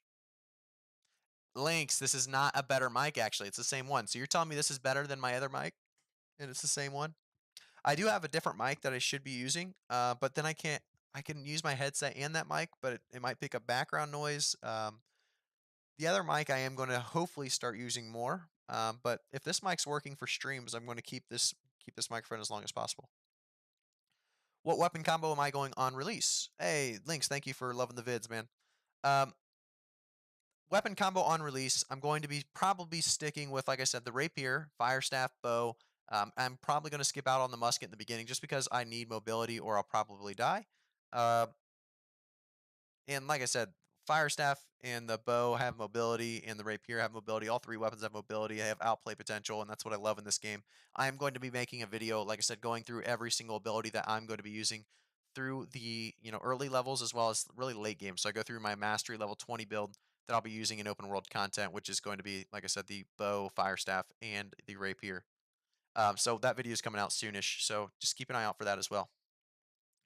What's Endgame like? Endgame is very, very cool. There's two dungeons and a lot of PvE arenas. So there's Spriggans, right? You can get Spriggan keys. The cool thing about these dungeons is it's going to feel very, very good when you go into these dungeons because it's going to take a lot of kind of grinding to get the keys. And that's where crafters and PvEers come in. They're going to be your best friends. You need a key to get in, and you can't trade the keys. So if you want to get into a level 60 dungeon, whether it's Garden of Genesis or Lazarus Instrumentality, you're going to need a key, like I said, from a PvEer possibly, and the late game dungeons are very cool. They have different mechanics. They're kind of harder with their most recent buff to damage and health. But when it comes to PvP late game, you're going to have Outpost Rush at level 60, right? So you're going to have a whole new mode that you can play around with as I get comboed there by the hatchet. So there's going to be a lot of cool things to jump into. You can't trade or sell keys. Nope. So once you have the Amarine Excavation dungeon key, you're probably going to want to run that as many times as you can. So if you have buddies that can run it, you want to probably jump in with them and do it. You can't trade or sell keys. It is account bound, or what do they use? They use some different terminology, but basically it's a character bound when you do make the key, because a lot of the resources you need to make the key itself are account bound. So when you actually craft it, it stays account bound. So you're going to need to be, like I said, be friends with PvEers and crafters. That'll obviously be good for you. Thankfully, the guy in this clip, Padme's Defense, is a live staff user and also a crafter PvEer. So hopefully he makes us all of the keys we need to do those level 60 dungeons, get the best gear. Obviously, the best gear come from those are the two level 60 dungeons, and then also crafting. So he's going to be able to help me in every single way, shape, and form to actually get that late game gear. I'm going to say it one more time, guys. If you have not already, make sure to like the video on YouTube, subscribe to the channel on YouTube, follow me on Twitch if you have not already. I really do appreciate the awesome support. You guys have made this stream a lot of fun. A lot of Twitch Prime subs coming out as well. So you guys are continuing to do a lot of things that I appreciate. I wanted to say that. I was looking at Kamikaze, $5 from Kamikaze MMO. You deserve our support. You are doing great for New World community. Also, I'm very happy because my boss gave me Tuesday off. Oh, very nice. Tuesday off, huh? It didn't come through as a super chat. I wonder how that came through. I don't know if that's you. It literally looks like you typed out $5 from Kamikaze MMO. So if you gave me $5, I really do appreciate it. Let me check in here. But thank you either. Oh, there it comes in. Okay, super chatted. There we go. You deserve our support. You're doing great. Thank you, Kamikaze. I really appreciate it. Obviously, all the support does continue to help make these streams better and better. And like I said, during release, we're gonna do so much in regards to this game. We're gonna continue to talk about it. We're gonna continue to make content left and right. And it's a game that I'll probably never leave. I know a lot of you guys may leave if you don't like certain things about it. Maybe if it goes pay to play or not pay to play, sorry, pay to win. If it's a really bad pay to win, I will probably leave it as well, but that's about the only way. I'm not leaving this game. This is going to be a game I'm going to be supporting for quite some time. So this is definitely going to be the place to, like I said, stay up to date with New World content. And like I said as well, PvP tier list coming out tomorrow once we get those patch notes. So um, definitely, like I said, be aware of that and definitely tune in when that does occur. But like I said, and thank you, like I said, for those. I think I said like I said like 5 times there, but thank you for the super chat of $5. I appreciate it. And I'm happy that you got your Tuesday off because that's going to be a fun day. Hopefully, there's no server issues and you can actually play the game and it doesn't, kind of release on Wednesday because of the issues. Hopefully, EU actually kind of takes all the issues and, with the name, the idea of, everyone trying to get their name. I bet it's going to be a little bit of a crazy, crazy night on Monday. Yes, I did. Yeah, they came in Kamikaze. I was just a little late to the party there. You can see this clip with Padme's. It's quite a long one. And we actually take a few people out and we get to the edge of this rock, and it's just unbelievable at this rock. I mean, the fights get crazy. I get a nice riposte, so I'm able to burst this guy down, thankfully. So they have no JP server or SE server. That is correct. I'm not sure why they don't, but I think there were some issues in that regard. I'm not a big fan of that. Obviously, I think everyone should have their servers. I don't know. Obviously, there were some issues with that, or they would have had them, I think. So that's, yeah, unfortunately, they don't have any SEE or Japanese servers. This is probably going to be the last clip. So in about 4 minutes, we're probably going to call the stream. So if you have any last questions, last second comments, let me know in the live stream. I want to hear what you guys have to say. If you could only use 2 weapons for the entirety of your New World time, which would they be?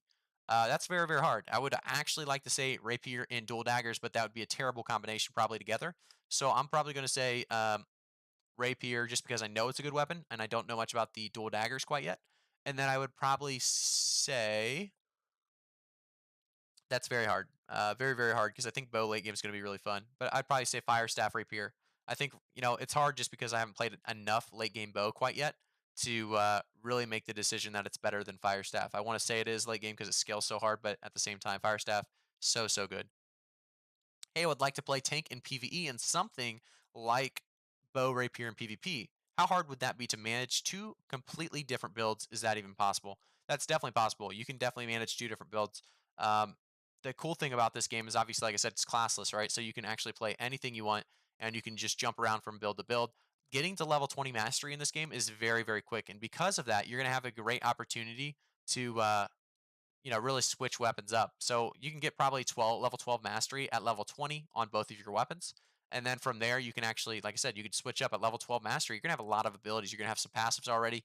But, getting to like about level 16 mastery is about where you'd probably want to switch it up if you're going to run 4 different weapons in the beginning, unless you wanted to max out first. But, focus on what you want to do first and then change to something that, sounds cool as well. Like you said, going 2 different complete builds is going to be a little bit taxing on just time. It's going to be probably level 50 before you're able to max out both of those at the very least, maybe even like longer than level 50. But you know, like I said, focus on one build first, whatever build you think's the most fun, and then swap up from there. And you can always switch halfway through. Let's say you're both level 5 on the bow rapier, but you don't really like the bow rapier. You can swap back over to the tank build, and then you'll have a little bit of progress when you swap back. Great axe and light staff are very very strong, very very strong. I think great axe life staff is very very strong just because life staff is good with anything. I don't think life staff should be good with great axe, but unfortunately it is. Just like I said, because everything's good with great or sorry light staff right now. Will this be the type of game where they add expansions packs and such? Yes, B&B, there are going to be expansions they talked about. Shouldn't be very soon. Shouldn't be very early. Hey, Eric Acasio, thank you for subscribing to the channel. I appreciate it, man. Um, but like I said, yeah, there's going to be expansions. There's going to be different, different updates coming as well. So Brimstone Sands is not going to be an expansion we've heard. That's just going to be a bonus kind of to the game that's coming later in on release. Not on release, sorry. It's going to be later, a couple months after release, I would assume. I caught up, and the cool thing with Brimstone Sands, by the way, I want to talk about this is there's actually going to be an expedition there as well. So there's going to be new gear to be had, and obviously, I would assume that's where you'd probably get some, good dual daggers. You'd probably get some good Void Gauntlet gear there. So that's something to think about as well. Another wish list: build templates, obviously for the near future. Yes, that's an amazing, amazing comment to actually mention that because build templates are very, very annoying to swap through all of your gear in your storage or inventory, I should say. So having those templates where you can just click a button, back over to open world PvP instead of wars, instead of tanking in this dungeon. I want to do this or that. Yeah, very, very, very big. If they could add that, the efficiency level or just the speed of everything would just go up through the roof with that. And I'll say it one more time, guys. If you haven't already, make sure to like the video, subscribe to the channel, turn notifications on. This is probably going to be about it for today's stream. We're about at 2 hours and 20 minutes, and a couple of you guys are saying you got to bounce as well. So this is actually perfect timing. Thank you guys so much for tuning in. Like I said, the awesome support today was pretty insane. And if you haven't already followed me on Twitter, or sorry, I guess Twitter as well, but Twitch, Twitter, and subscribe to me on YouTube, like the video, make sure to do so. It's all in today's description of this live stream. YouTube.com/. iGraphic Guy. You'll be able to find me there and all of my information. Thank you guys again. I'll see you guys all on Eternum, and we'll have many live streams left. What do I think about naval combat? They're already showing us the Kraken and the Ghost Ship. Naval combat would be absolutely sweet. I don't think it's going to come too soon though, so be aware that's probably going to be I would say next Christmas, next Christmas um, expansion in my opinion. But we'll see what happens with it. Thank you guys again for tuning in. It was a great stream. I'll